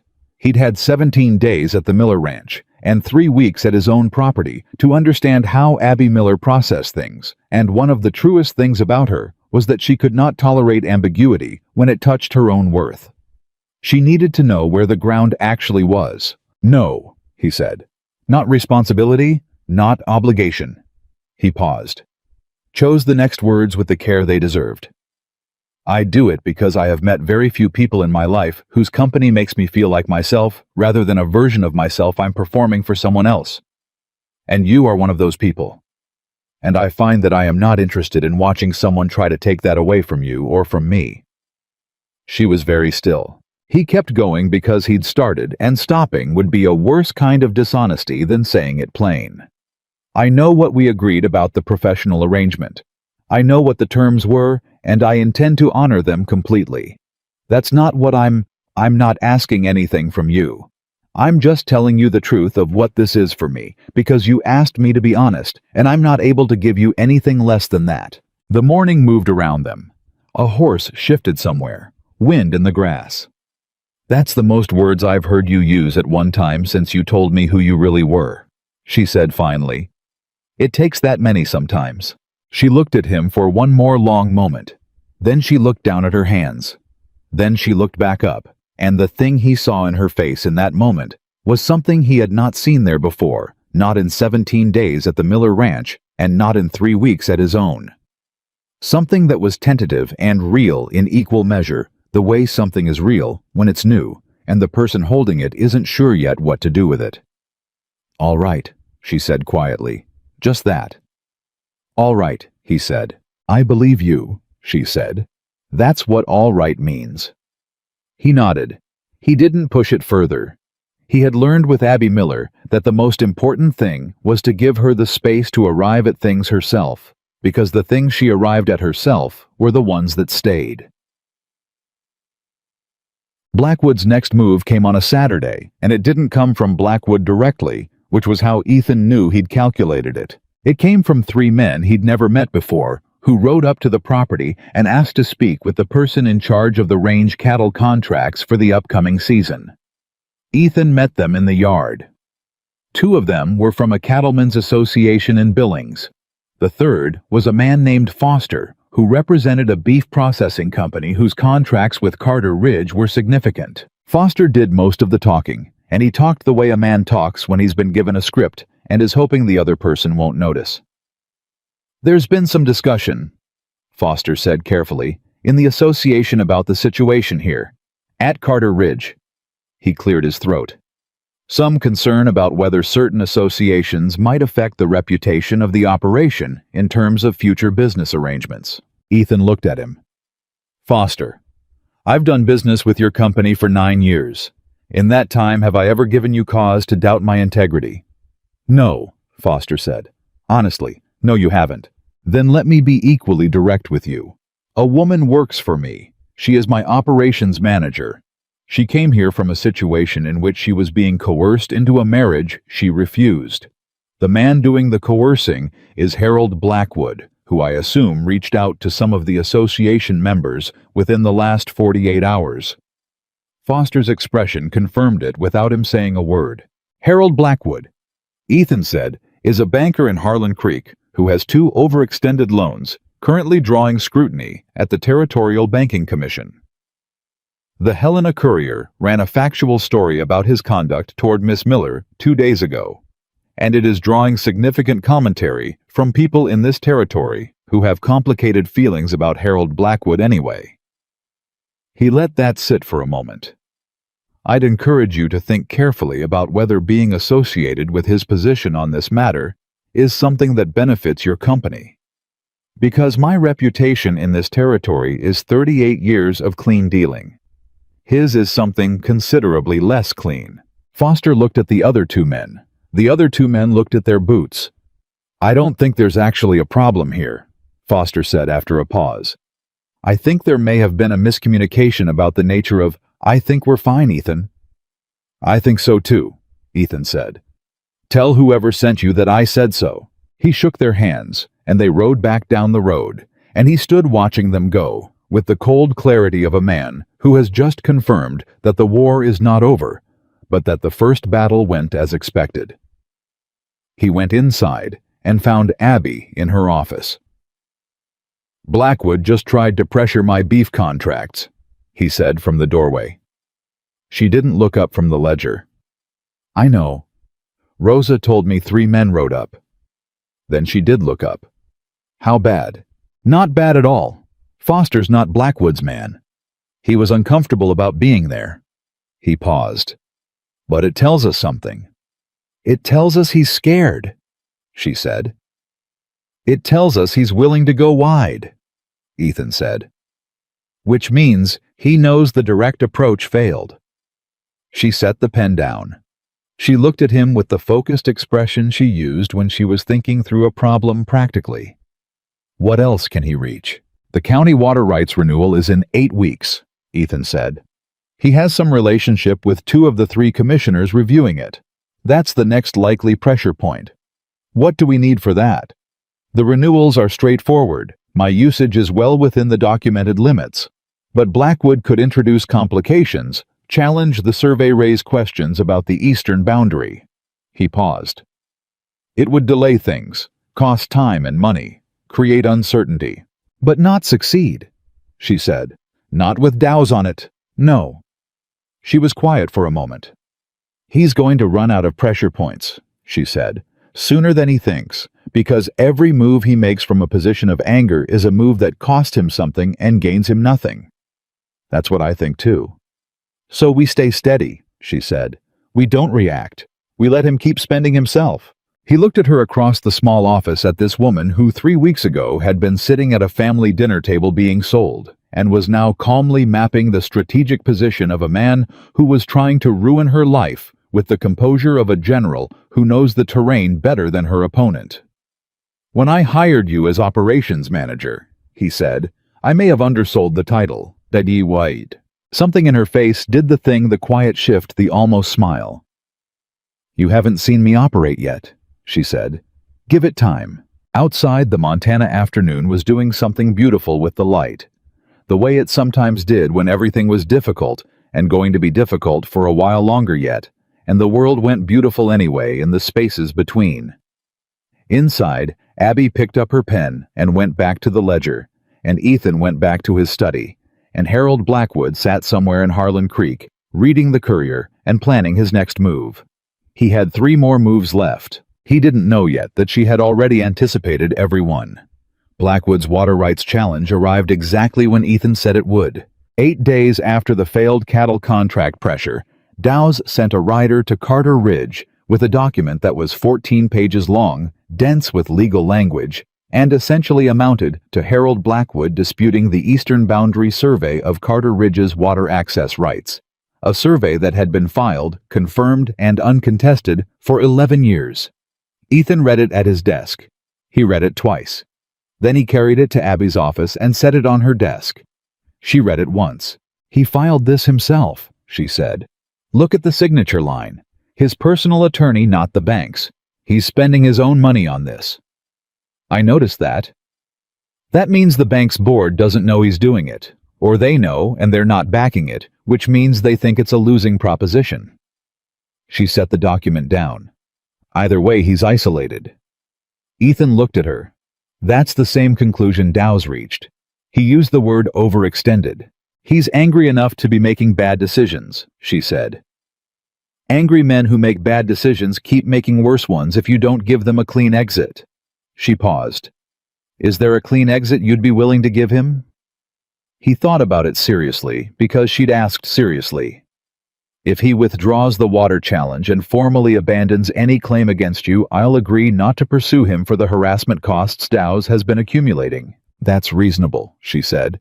"Do you think he'd take it?" 2 weeks ago, no. Right now, maybe. He's been in the paper. He spent money on 2 failed maneuvers, and Foster went back to Billings and told the association that the Carter side of this story is considerably more solid than the Blackwood side. He's losing ground, and he knows it. He looked at her. "Do you want to offer it?" She was quiet for a moment. "I want to be in the room when it's offered," she said. "Done," he said without hesitation. She looked at him with a slight assessing look. "You agreed to that fast." "Because it's your right to be there," he said. "There's nothing to think about." Something moved through her face. Not surprise exactly, but something in the neighborhood of it, the particular look of a person who has been underestimated so many times and so thoroughly that being taken as a matter of course still registers as something worth noting. She looked back at the document. "Have Dowse draft the terms. I want to review them before they go." "I'll tell him today." She nodded and picked up her pen, which was he'd come to understand her way of saying the conversation was productive and complete, and that she intended to process the rest of it in the reliable privacy of her own thoughts. He took the document and left her to it. 3 days later, Dowse came back to Carter Ridge with a counter-proposal from Blackwood's attorney that was essentially a rejection dressed in formal language. Dowse summarized it at the kitchen table with the brisk economy of a man who had been reading legal obfuscation for 30 years and had long since lost patience with it. "He's not taking the exit," Dowse said. "His attorney is claiming the boundary dispute is a legitimate legal question independent of any personal matters, which is their way of saying they want to keep the water rights fight alive without it looking like it's connected to his conduct toward Miss Miller." "Separating the threads," Abby said. "Trying to," Dowse said. "It won't work. The timing makes them inseparable in any reasonable reading. But it does mean we're going to hearing which will be in front of Commissioner Aldrich in 3 weeks. He looked at Ethan. Aldrich is not Blackwood's man. He's nobody's man, which in county politics is a fairly rare commodity. The survey evidence is clean and the case is straightforward. We should prevail. Should, Abby said. In law, that's the best word available, Dowse said. She absorbed this. What do we need to prepare? The original survey documents which you have. The maintenance records for the Eastern Water Access, which Cal tells me are complete back to 1874, and a clean account of the timeline when Blackwood first contacted the Miller family when Miss Miller refused when you arrived at Carter Ridge and the subsequent sequence of his actions. He looked at her steadily. You may be asked to testify at the hearing, Miss Miller. It's not a court proceeding, but it's formal, and Blackwood's attorney will be there. I understand, she said. He will likely try to discredit you, Dowes said with the directness of a man who considered false comfort a form of malpractice. His strategy will be to suggest that your account of events is colored by an interested relationship with Mr. Carter. The room was briefly very still. Let him try, Abby said. Her voice was steady and entirely without drama. My account of events is documented. My refusal is on county record. Every communication Blackwood has sent since I arrived here is in a file in my office. If his attorney would like to characterize that as an interested account, they're welcome to attempt it. She paused. I've been being characterized my whole life. It stopped working on me a while ago. Dowes looked at her for a moment. Good, he said simply, and wrote something in his notes that he didn't explain. Moned. The shift at Carter Ridge happened so gradually that Ethan almost missed it happening, which was perhaps the most honest indication of how real it was. It wasn't one event. It was the accumulation of small things that don't announce themselves. It was Rosa stopping by Abby's office, not just with work matters, but with coffee and conversation, the two of them falling into an easy rhythm of talking that had nothing to do with supply orders.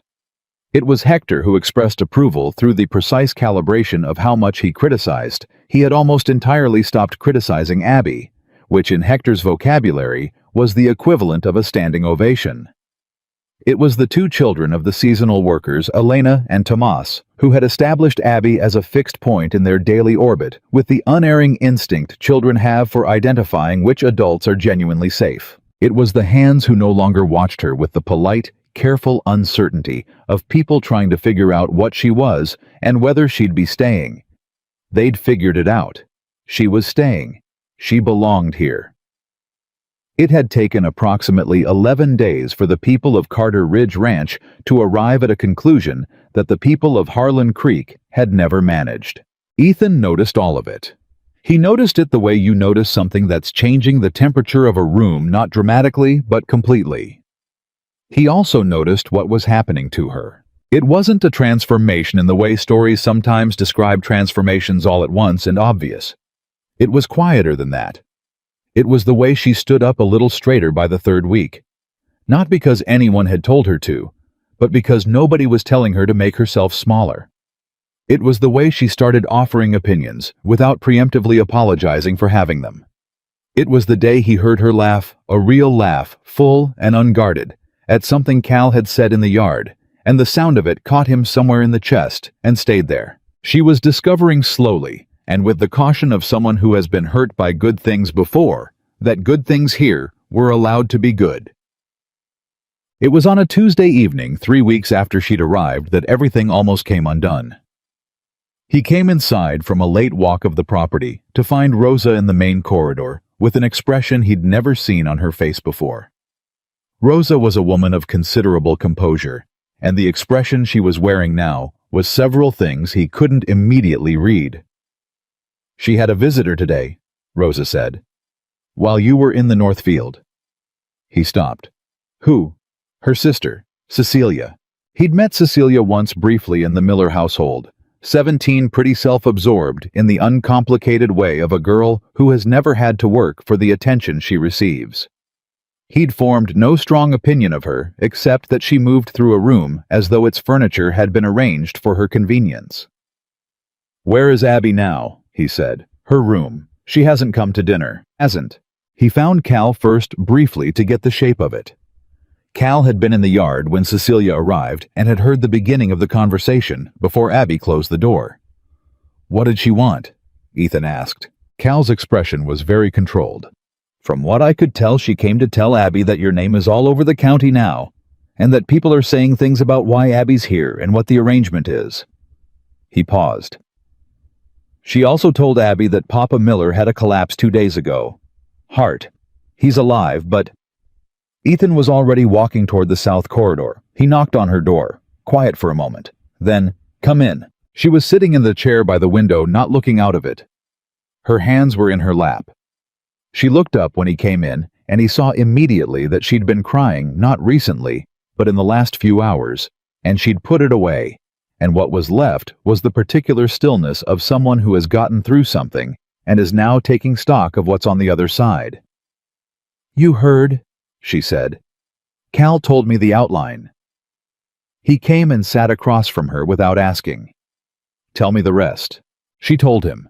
She told him about Cecilia, who had come not out of concern, but out of a kind of anxious social vanity, the worry that her older sister's notoriety was reflecting on the family in uncomfortable ways, that people in town were talking, that the story in the Helena paper had Cecilia's name adjacent to things Cecilia didn't want her name adjacent to. She'd told Abby with the particular tactlessness of a girl who has never learned to consider the weight of her words, that most of the county had an opinion about why a woman like Abby was living at a ranch with a man like Ethan Carter, and it wasn't a flattering one. She didn't mean to be cruel, Abby said. She said it without defensiveness, just as a plain observation. That's the worst part. She genuinely doesn't understand that she was. What did you say to her? I told her to go home. Abby looked at her hands. And then she told me about Papa. How bad? The doctor says it was mild, but he's been ordered to rest. The ranch work can't continue at the pace it has. She paused. He needs help. Real help. The accounts are... She stopped. I know those accounts, Ethan. I built those accounts. And they're going to fall apart without someone managing them who actually knows what they're looking at. He was quiet for a moment. What are you thinking about doing? She looked up.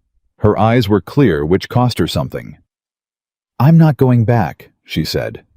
I want you to understand that. Whatever I figure out about my father's situation, I'm not going back to what I left. I know, but I can't. She stopped, started again. He's my father.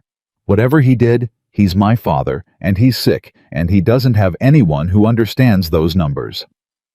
She looked at him with the direct, uncomplicated honesty that was the most fundamental thing about her. I don't know what the right answer is. I came here thinking I was done, and now I don't know what done means anymore. Ethan looked at her for a long moment. Then he said, What if done means something different than you thought? She waited. What if done doesn't mean closing the door entirely, he said. What if it means you decide the terms? You help your father with the accounts from here remotely on paper at a distance that you control. He gets the benefit of your knowledge. You don't go back to being someone's solution. He paused. You define what help looks like. Not your stepmother, not Blackwood, not the county. You. She was very still. I've never been allowed to do that, she said quietly. I know, he said. That's why it's worth trying. She held his gaze for a long moment. Then she looked down at her hands again, and he could see her turning it over the same way she turned everything over, carefully and completely, not rushing toward a conclusion she couldn't fully believe in. Would it bother you, she said, if I were still involved with the Miller Ranch's finances in some way? No, he said, immediately, without qualification. She looked up. It won't be simple. My stepmother will try to make it complicated. Your stepmother, he said, has been trying to make things complicated for you your entire life. I don't think that's a reason to leave your father without help. No, she said. Neither do I. She took a breath, the kind that signals the end of one thing and the beginning of another. All right, I'll write him tomorrow. Do you want to tell me what to say? Something moved through her face, quietly. No, she said. I know what to say. Then after a moment, thank you for not telling me what to do. You haven't needed me to tell you what to do since approximately day 2, he said, that almost smile. The corner of her mouth very slight. Day 1, she said.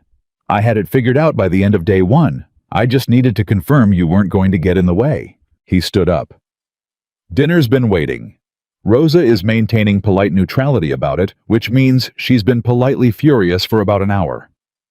She stood too, smoothed her dress, composed herself in the way she did not hiding just gathering. He'd come to understand the difference. "Ethan," she said, as he turned for the door. He stopped. "What Cecilia said, about what the county thinks." She paused. "Does it trouble you? What people are saying about why I'm here?" He turned around fully. He looked at her and thought about the careful answer, the diplomatic answer, the answer that would be easiest to hear. He said the true one instead. "The only thing that would trouble me," he said, "is if I'd done something that earned it. I haven't. You haven't. So no, it doesn't trouble me." She looked at him for a long moment. Then she nodded once and walked past him toward the kitchen, and he followed, and Rosa received them both with the particular warmth of a woman who had already decided which side she was on and was glad to see her choice confirmed.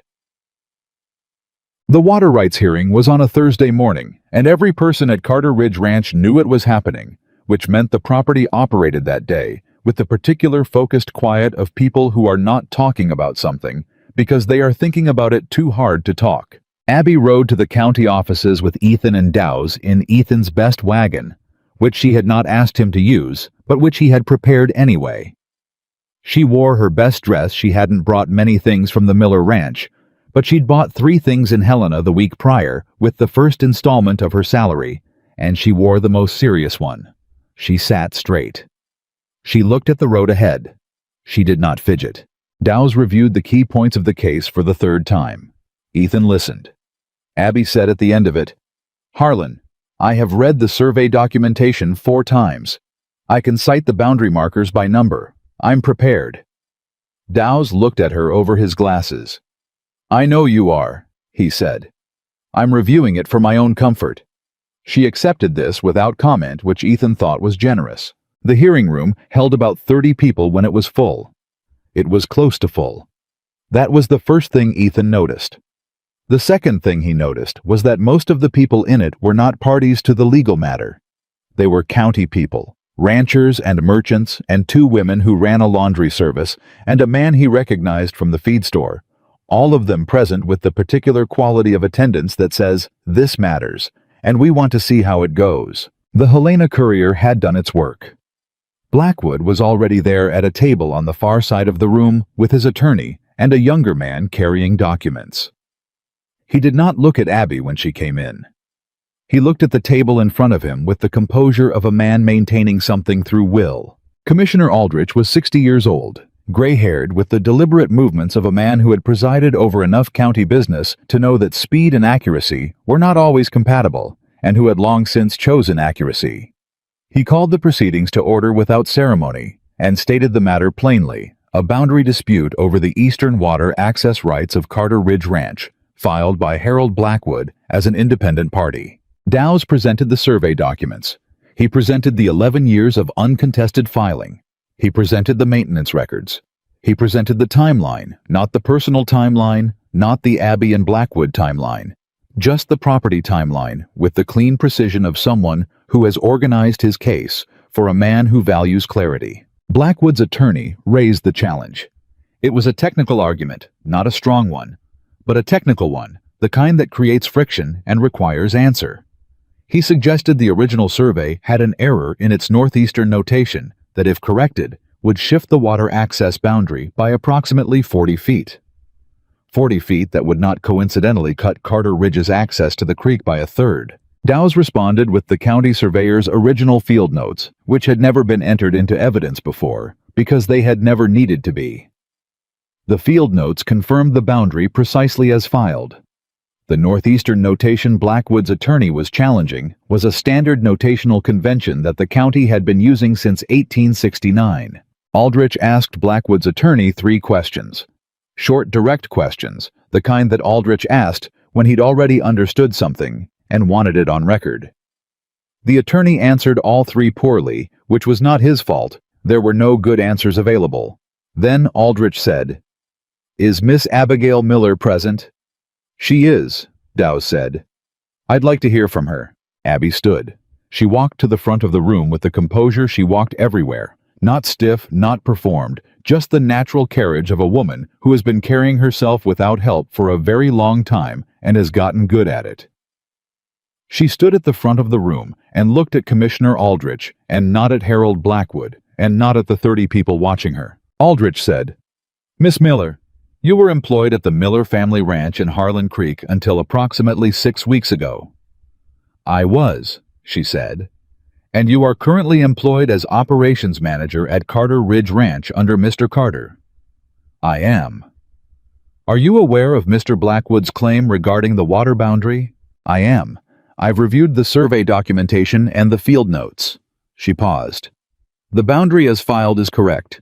The northeastern notation Mr. Blackwood's attorney is questioning is a standard convention. I can cite the County Surveyor's Handbook, 1871 edition, Chapter 4, which defines that notation explicitly if that would assist the commission." Aldrich looked at her over his own papers. "You've read the Surveyor's Handbook." "I read things that are relevant to the cases I'm involved in," she said.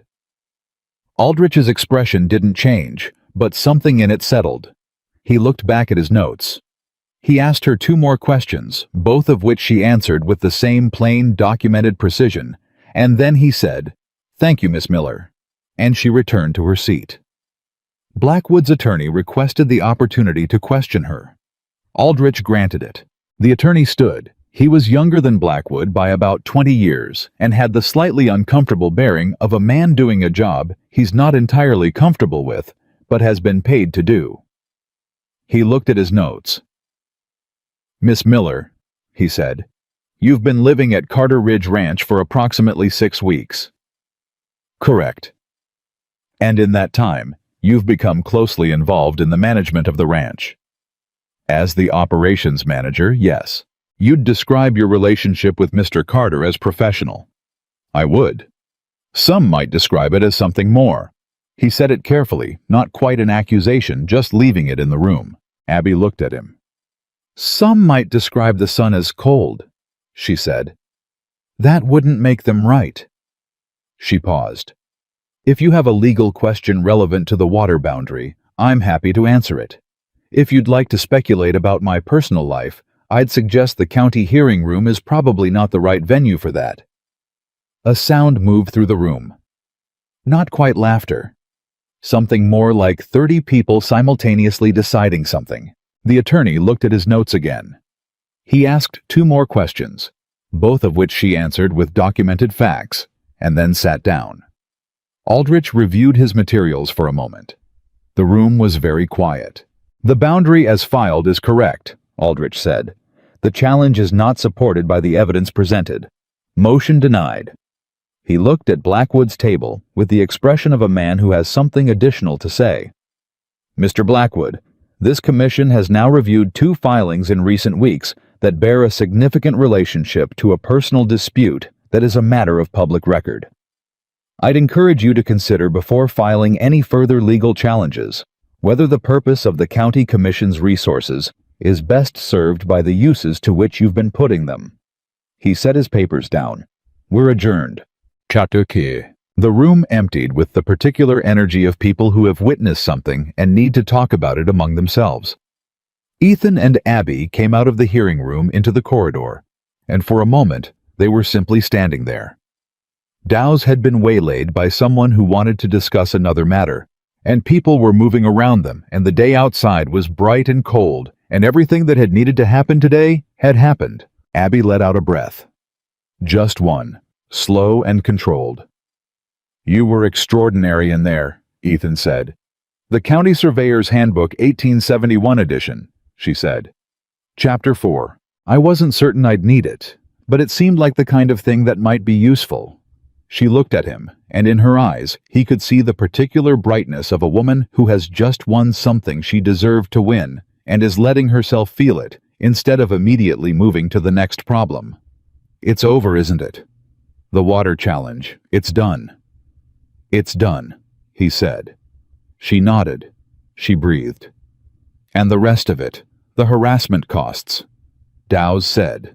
"Dowse will send Blackwood's attorney a letter this afternoon," Ethan said. Given that Aldrich just publicly suggested Blackwood reconsider his use of commission resources, I think the letter is going to land considerably better than it would have yesterday. He'll accept the settlement. I think so, yes. She was quiet for a moment. Around them, the corridor continued to empty people heading back to their days. several of them nodding at Abby with the specific respect of people who have watched someone conduct themselves well under pressure. A woman Ethan recognized as the wife of a local merchant, a woman who had been part of the Harlan Creek social fabric for 30 years, the kind of woman whose opinion circulated, stopped in front of Abby. "Miss Miller," she said. "I'm Martha Hendricks. You don't know me." "I know your name," Abby said carefully. "I've known Harold Blackwood for 20 years, Martha said. "I've watched him do 3 versions of what he tried to do to you to other people who didn't have the resources to push back."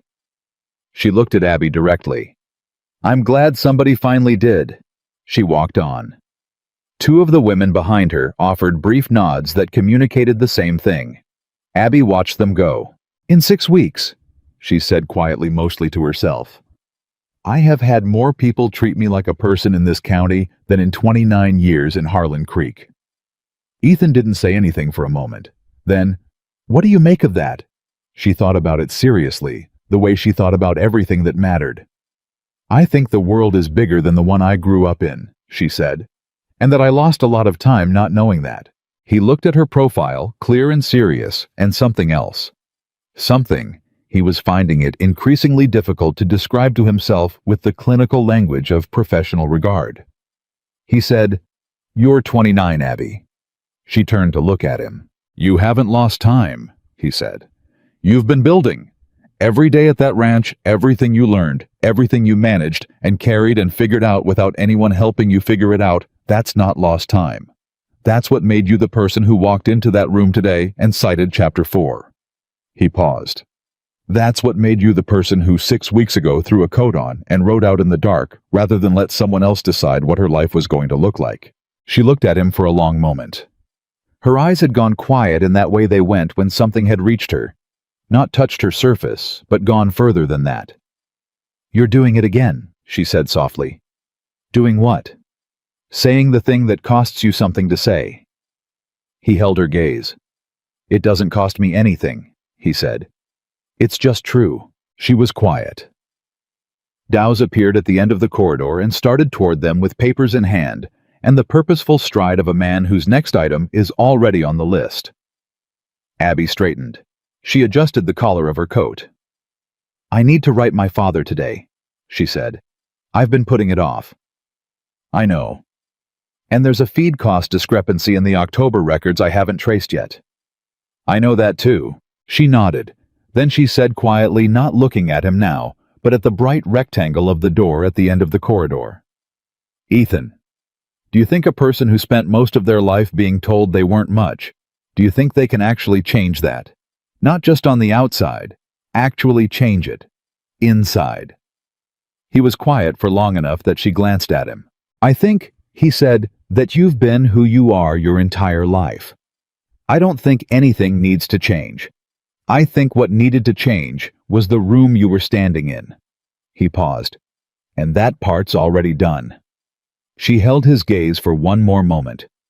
Just the 2 of them standing in a county corridor in Montana in 1887, with everything that had happened and everything that hadn't yet hanging gently in the space between them. Then Dowse arrived with his papers, and the next item on the list commenced, and Abby turned to Dowse with her full attention and her clear, sharp mind, and the same direct competence that she gave to everything she decided was worth giving it to.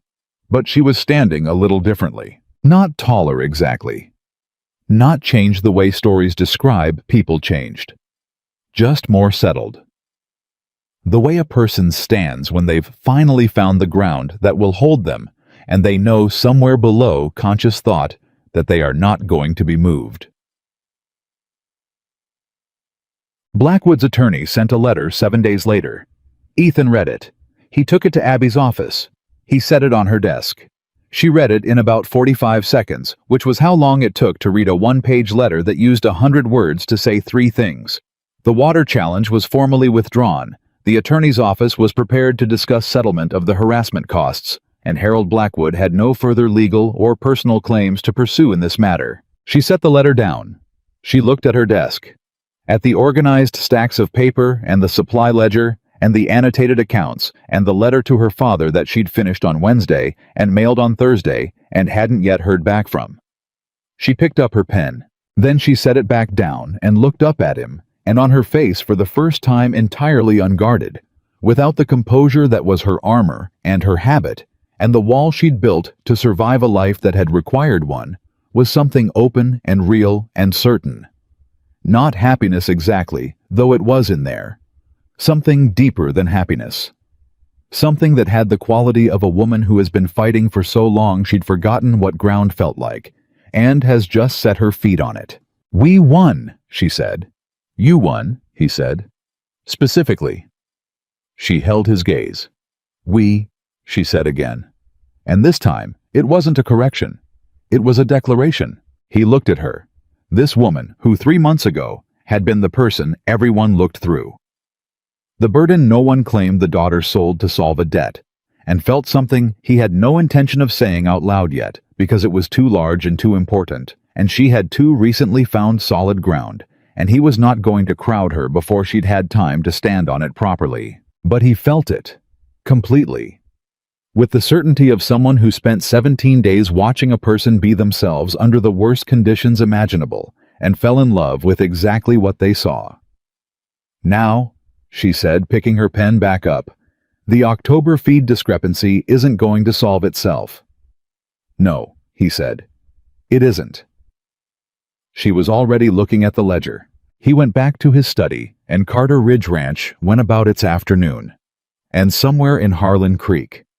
Harold Blackwood was a smaller man than he'd been at the beginning of the season, and Abigail Miller, who had once been the woman nobody chose, was running one of the finest ranches in Montana and had just beaten a banker in county court using a surveyor's handbook from 1871. She was only just getting started.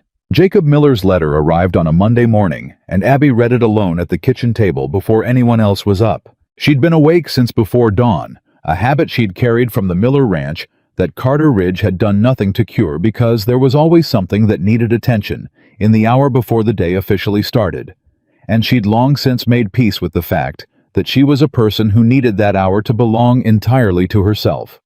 She was on her second cup of coffee when Rosa came in and put the letter in front of her without comment, the way Rosa delivered most things with the quiet precision of a woman who understood that some moments needed space around them. She recognized her father's handwriting on the envelope. She sat with it for a moment before she opened it. He'd written 4 pages. Jacob Miller, who communicated primarily through gestures and silences, and the occasional short statement delivered to the middle distance rather than directly to anyone, had written 4 pages in a hand that was slightly uneven in the way of a man who has been ill and is still not fully steady. He told her he was improving. The doctor had restricted him to light work for 6 more weeks.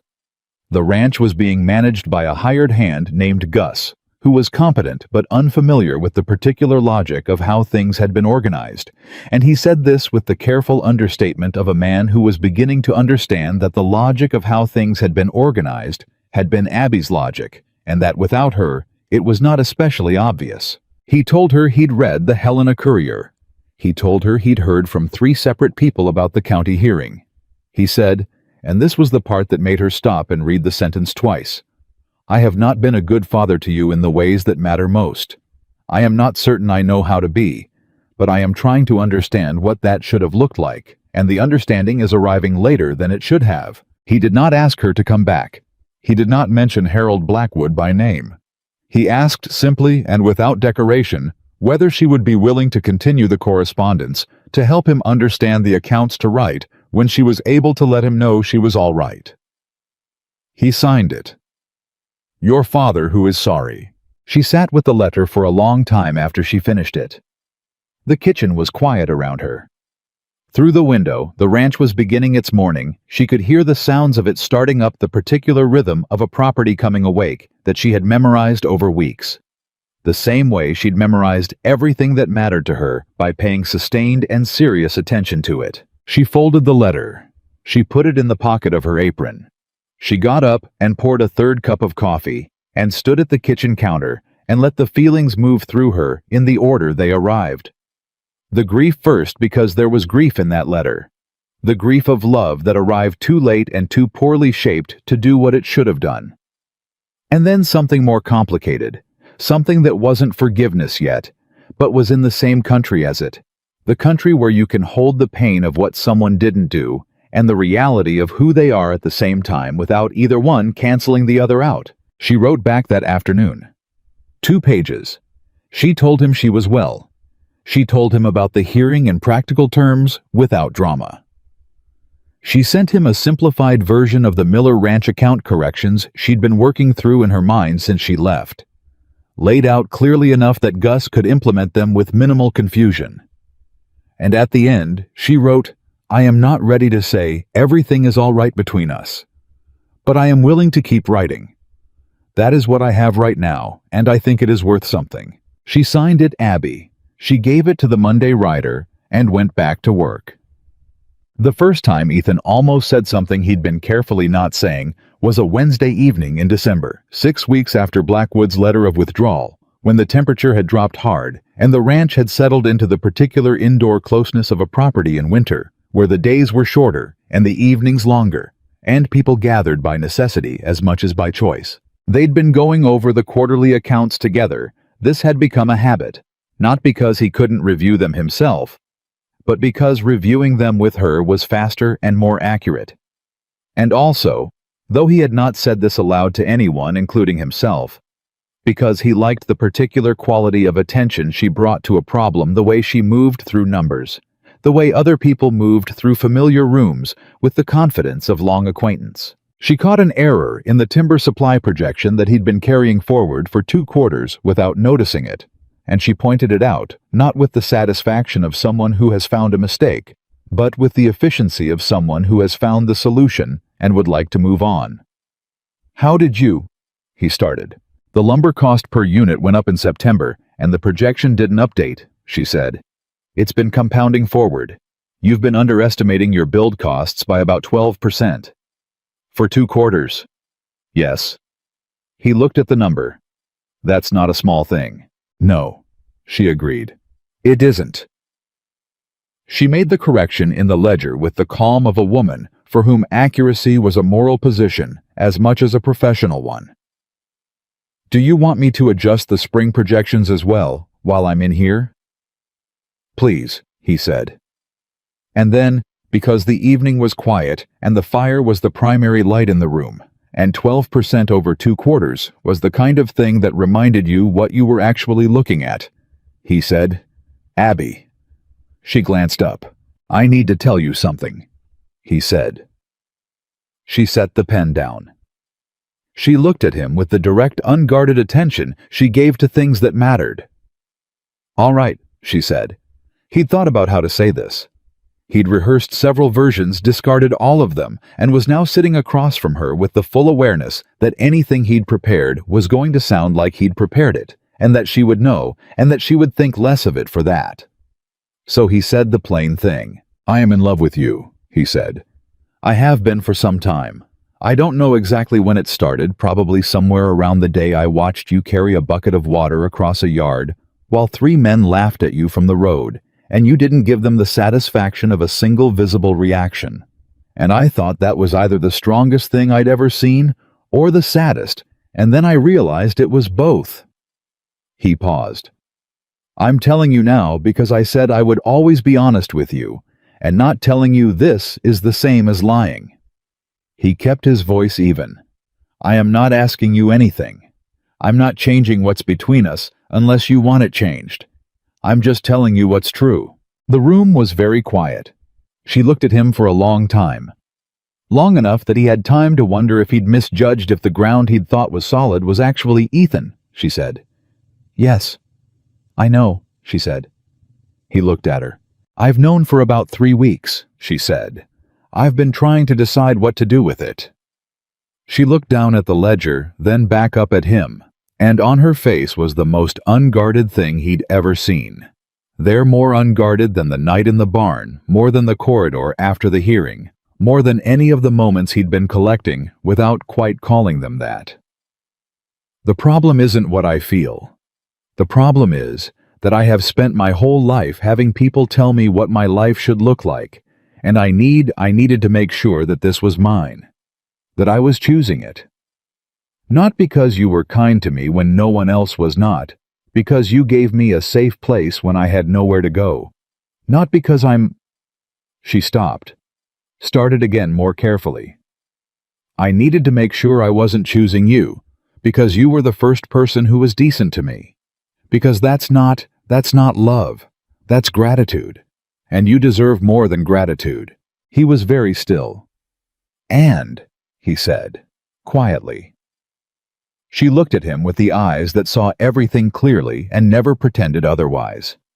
And, she said, it's not gratitude. The fire moved. The room was warm. Outside, the Montana winter was doing what Montana winters do, which is everything at once with great commitment. He didn't move toward her. He didn't reach for her hand or cross the room or do any of the things that the moment might have invited. He sat where he was and looked at her, and let it be what it was, large and quiet and entirely real, and said, "All right." "All right," she said. And they looked at each other across the account ledger in the firelit room, and it was enough. It was more than enough. It was the kind of moment that doesn't need anything added to it. After a moment, she picked up her pen. "I'm going to finish the spring projections," she said. "Good," he said. "I'll get more coffee." He got up and went to the kitchen and stood at the stove for a moment with his hands around the coffee pot, and something in his chest that had been wound tight for a very long time, coming loose all at once, quietly, the way things that have been held too long release when you finally set them down. The twist that nobody saw coming arrived in January, and it came from a direction no one had been watching. It came in the form of a letter from the Territorial Banking Commission in Helena, not addressed to Ethan, not to Dowse, but to Abby directly.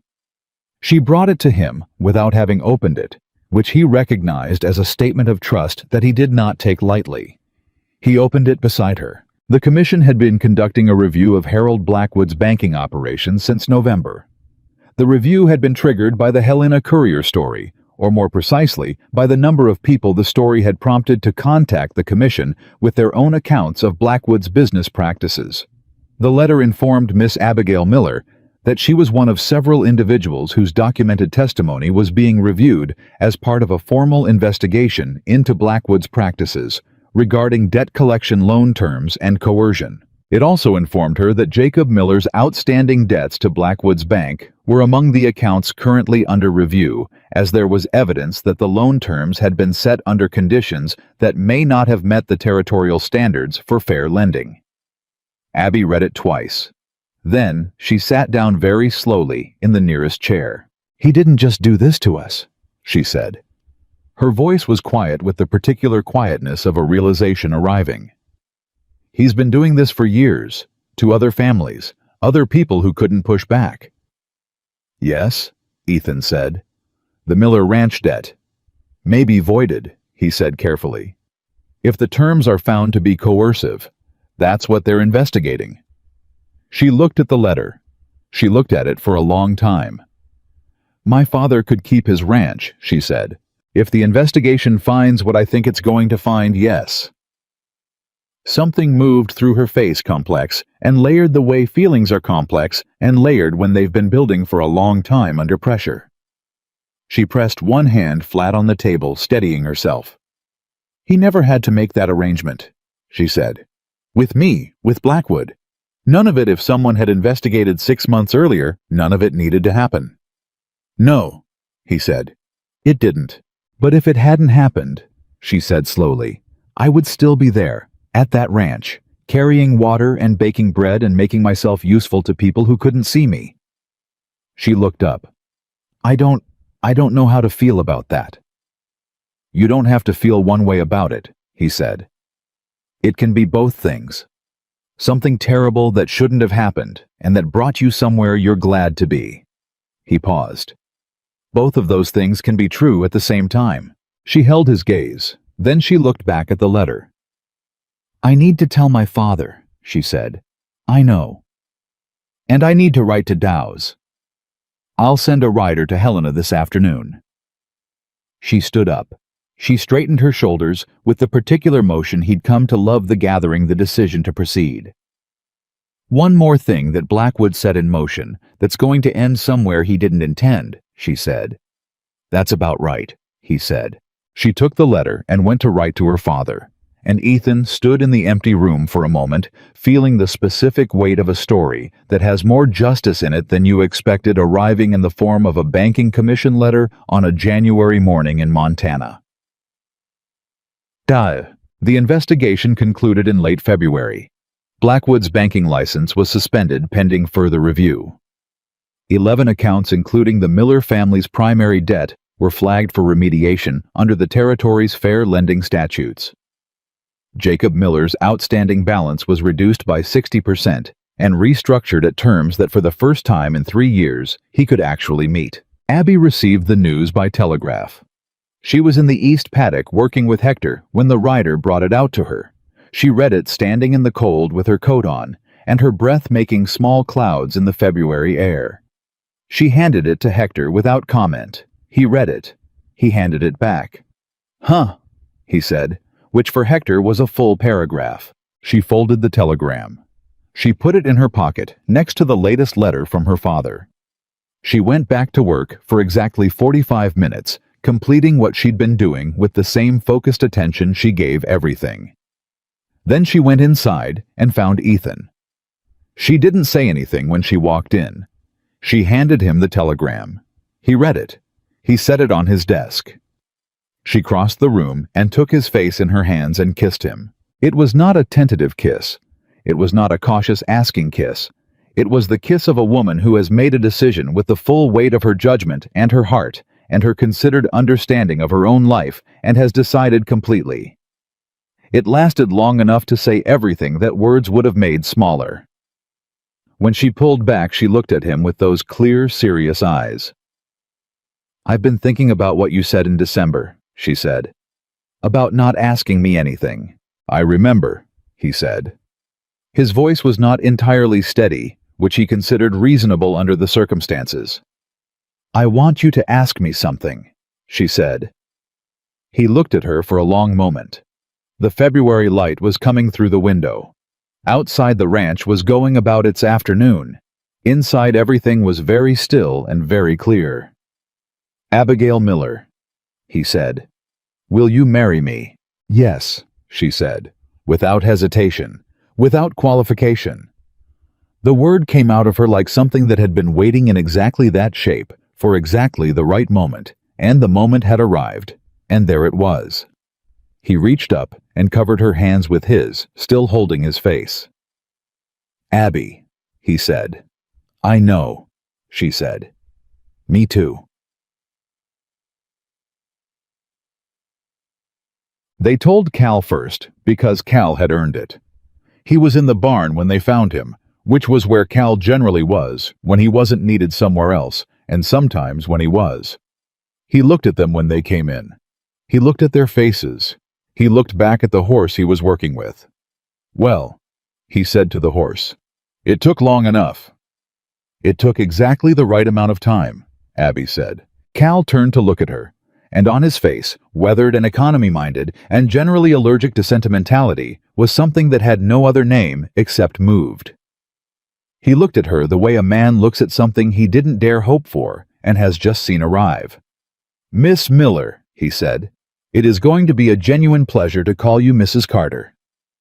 "Cal," she said, "you have called me Abby for 3 months. "That was professional," he said. "This is personal." And he extended his hand to her, and she shook it, and something passed between them that was the particular warmth of two people who have worked hard together and respected each other for it, and are now standing on the other side of difficulty together and finding it a decent place to be. Rosa wept briefly and efficiently, and then brought out the good coffee and refused to hear anything about it not being an occasion. Hector said, "About time," which was from Hector a wedding speech. The children, Elena and Tomas, demanded to know if there would be cake, which Abby promised with the seriousness of a binding contract. The wedding was in April, when Montana decided to be generous with the weather, in the way it sometimes did after a hard winter, as though making up for something. It was not a large wedding. Abby had not wanted large. She had wanted real, which was, she told Ethan, a considerably more specific requirement. Dow's came from Helena. James Whitfield, the county commissioner, came and shook Abby's hand with the expression of a man who is glad to see how a story ends. Thomas Graves from the Courier sent a note that was warm and brief and would have made a decent headline if printed, which Ethan suspected was intentional. Jacob Miller came. He arrived the morning of the wedding on a horse that was not quite up to the journey, but had made it anyway, which was something like a metaphor for Jacob Miller himself. He looked older than 6 months should have made him. He also looked like a man who had spent 6 months thinking hard about things he hadn't thought about carefully enough before, and the thinking had done something to his face, made it more present somehow. More there. Abby was in the main house when someone told her he'd arrived. She stood still for a moment. Then she went out. They stood in the yard and looked at each other. "You came," she said. "You invited me," he said. "I wasn't sure you'd come." "I wasn't sure you meant it." "I meant it, Papa." He looked at her. The searching, painful look of a man trying to say something he doesn't have good words for. "You look—" He stopped. "You look like yourself," he said finally. "I don't think I've seen you look like yourself in a long time. Maybe not ever." Something moved through her face. She covered it quickly, not hiding, just managing. "I feel like myself," she said, for the first time. He nodded. His jaw worked for a moment. "I am sorry, Abby. What I agreed to. What we—" He stopped. "I know sorry doesn't fix it." "No," she said. "It doesn't." She looked at him steadily. "But I'm glad you said it. And I'm glad you're here." She paused. "That's where I am right now, Papa. It's not everything, but it's real. And I think we can build from real." He swallowed hard, nodded, looked at the ranch around them, the organized, thriving, well-managed ranch that his daughter had helped build over 6 months, and nodded again. "He's a good man?" he asked. "Carter." "He's a very good man," she said. "He's not perfect, but he's honest and he's kind, and he asks me what I think before he makes decisions that affect me." She looked at her father directly. "Those things matter more than I knew to ask for when I was younger." Jacob Miller closed his eyes briefly. When he opened them, they were wet. "I should have—" "Yes," she said simply. "You should have. But we're here now. That's what matters today." She hugged him. Not long. Abby was not a long hug person, never had been, but real and complete. And he held on for a moment, with the desperation of a man who knows he's being given something he didn't earn and is determined not to waste it. Margaret had not come. They had not discussed it. Abby had sent one invitation addressed to the household, and Jacob had come, and Margaret hadn't, and that was the accounting of it. And it was enough information about the state of things. Cecilia had sent a gift, a small, somewhat impersonal gift, the kind you send when you feel you should but don't know the person well enough to do better. And a note that was 3 lines long and carefully warm, in the way of someone practicing warmth rather than feeling it.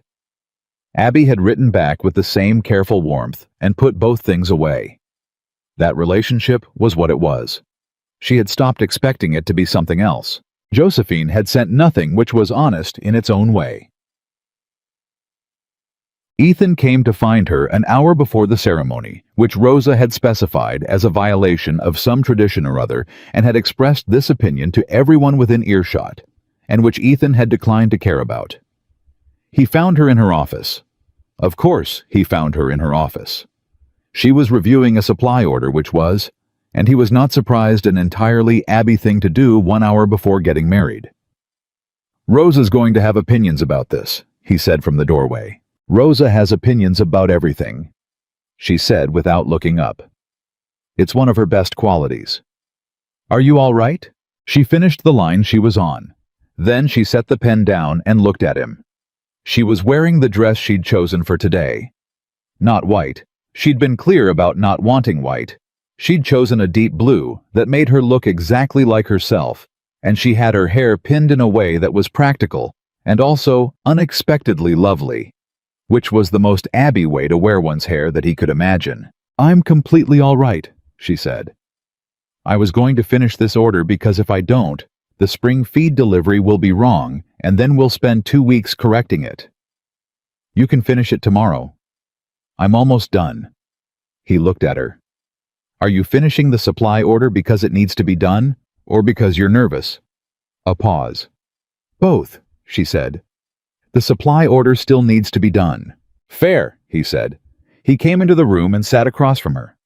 What are you nervous about? She looked at her hands. Not about you, she said.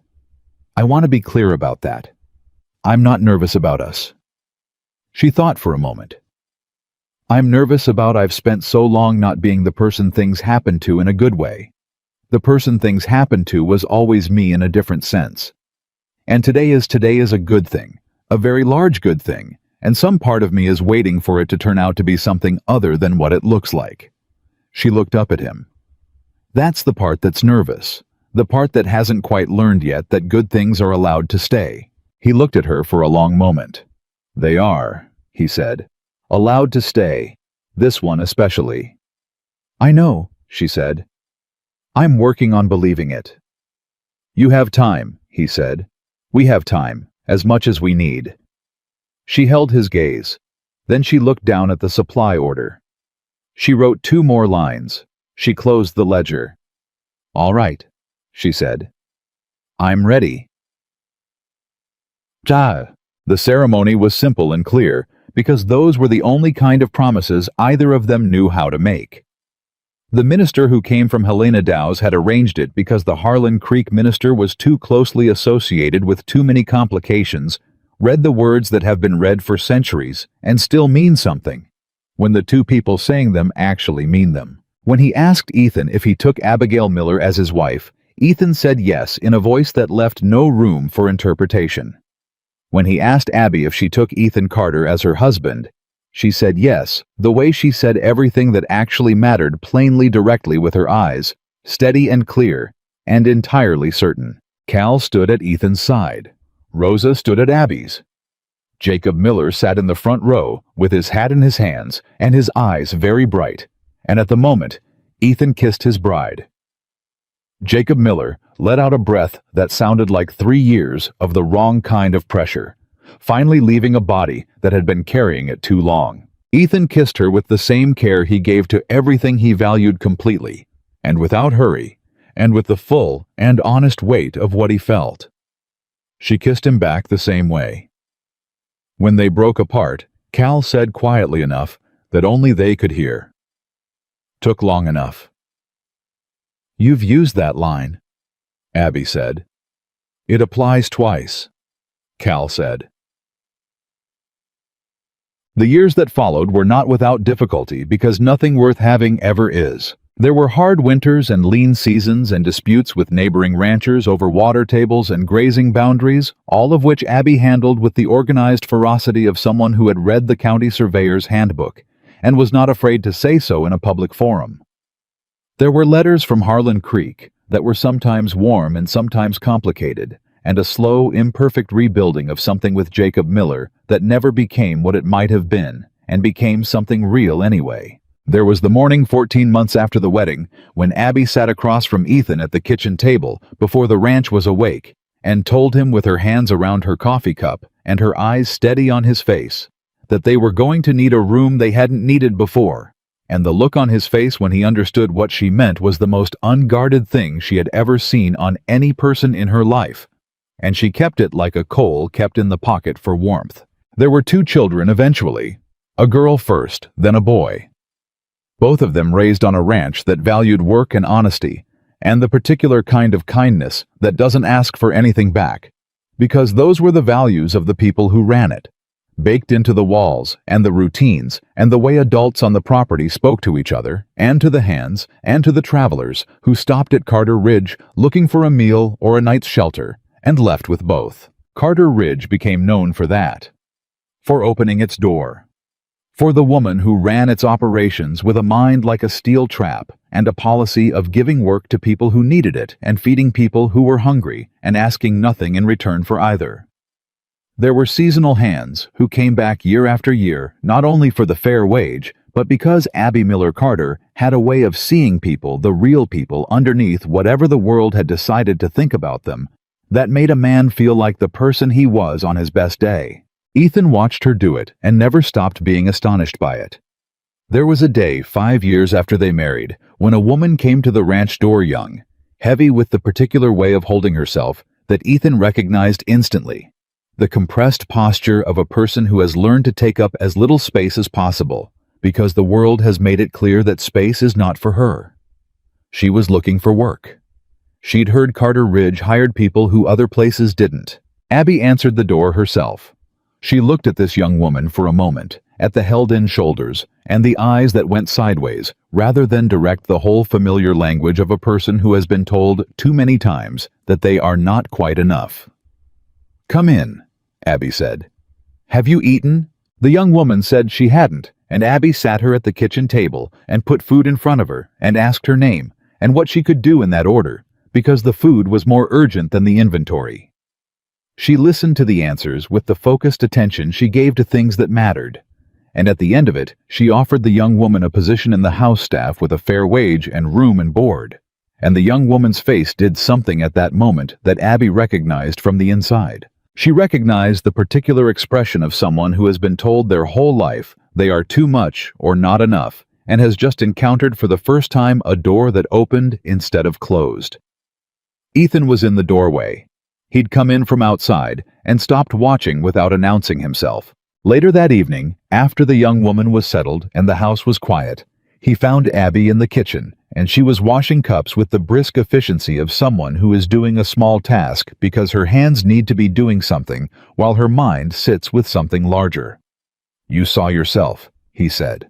Not a question. She was quiet for a moment. "A version of it," she said. "What did it feel like?" She thought about it. Honestly, the way she did everything. "Like finding out the door is real," she said.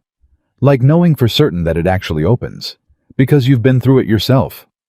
He came to stand beside her at the counter. Not touching, just near. The way they often were close enough that the nearness was a fact, not a statement. "You know," he said, "when Cal asked me what I was doing, leaving Carter Ridge to play drifter through 3 counties in a canvas work coat, I told him I was looking for something genuine." "And," she said. "I found it," he said. "In the first place, I stopped long enough to look." She set down the cup she'd been washing. She turned to face him. This man who had shown up at her gate as nobody and turned out to be everything, and she looked at him with those clear, certain, entirely serious eyes. "Ethan," she said. "Yes." "You know what the county thinks now, when people talk about Carter Ridge? Tell me." "They say it's the ranch run by the woman who beat Harold Blackwood in county court with a surveyor's handbook," she said. "And that her husband had the good sense to let her." He laughed. The real laugh, the full one. The one she'd first heard from him in the dark on the ride north, and had been collecting ever since. "Is that what they say?" "That's what they say." And the corner of her mouth moved, and then the whole mouth moved, and Abigail Miller Carter, who had once been the woman no one chose, who had once carried water across a yard while the world looked through her, smiled the smile of a woman who is entirely and completely and irreversibly home. The woman everyone rejected became the woman most deeply loved, and she knew it. And she never once took it for granted, and that more than anything was the whole of the story.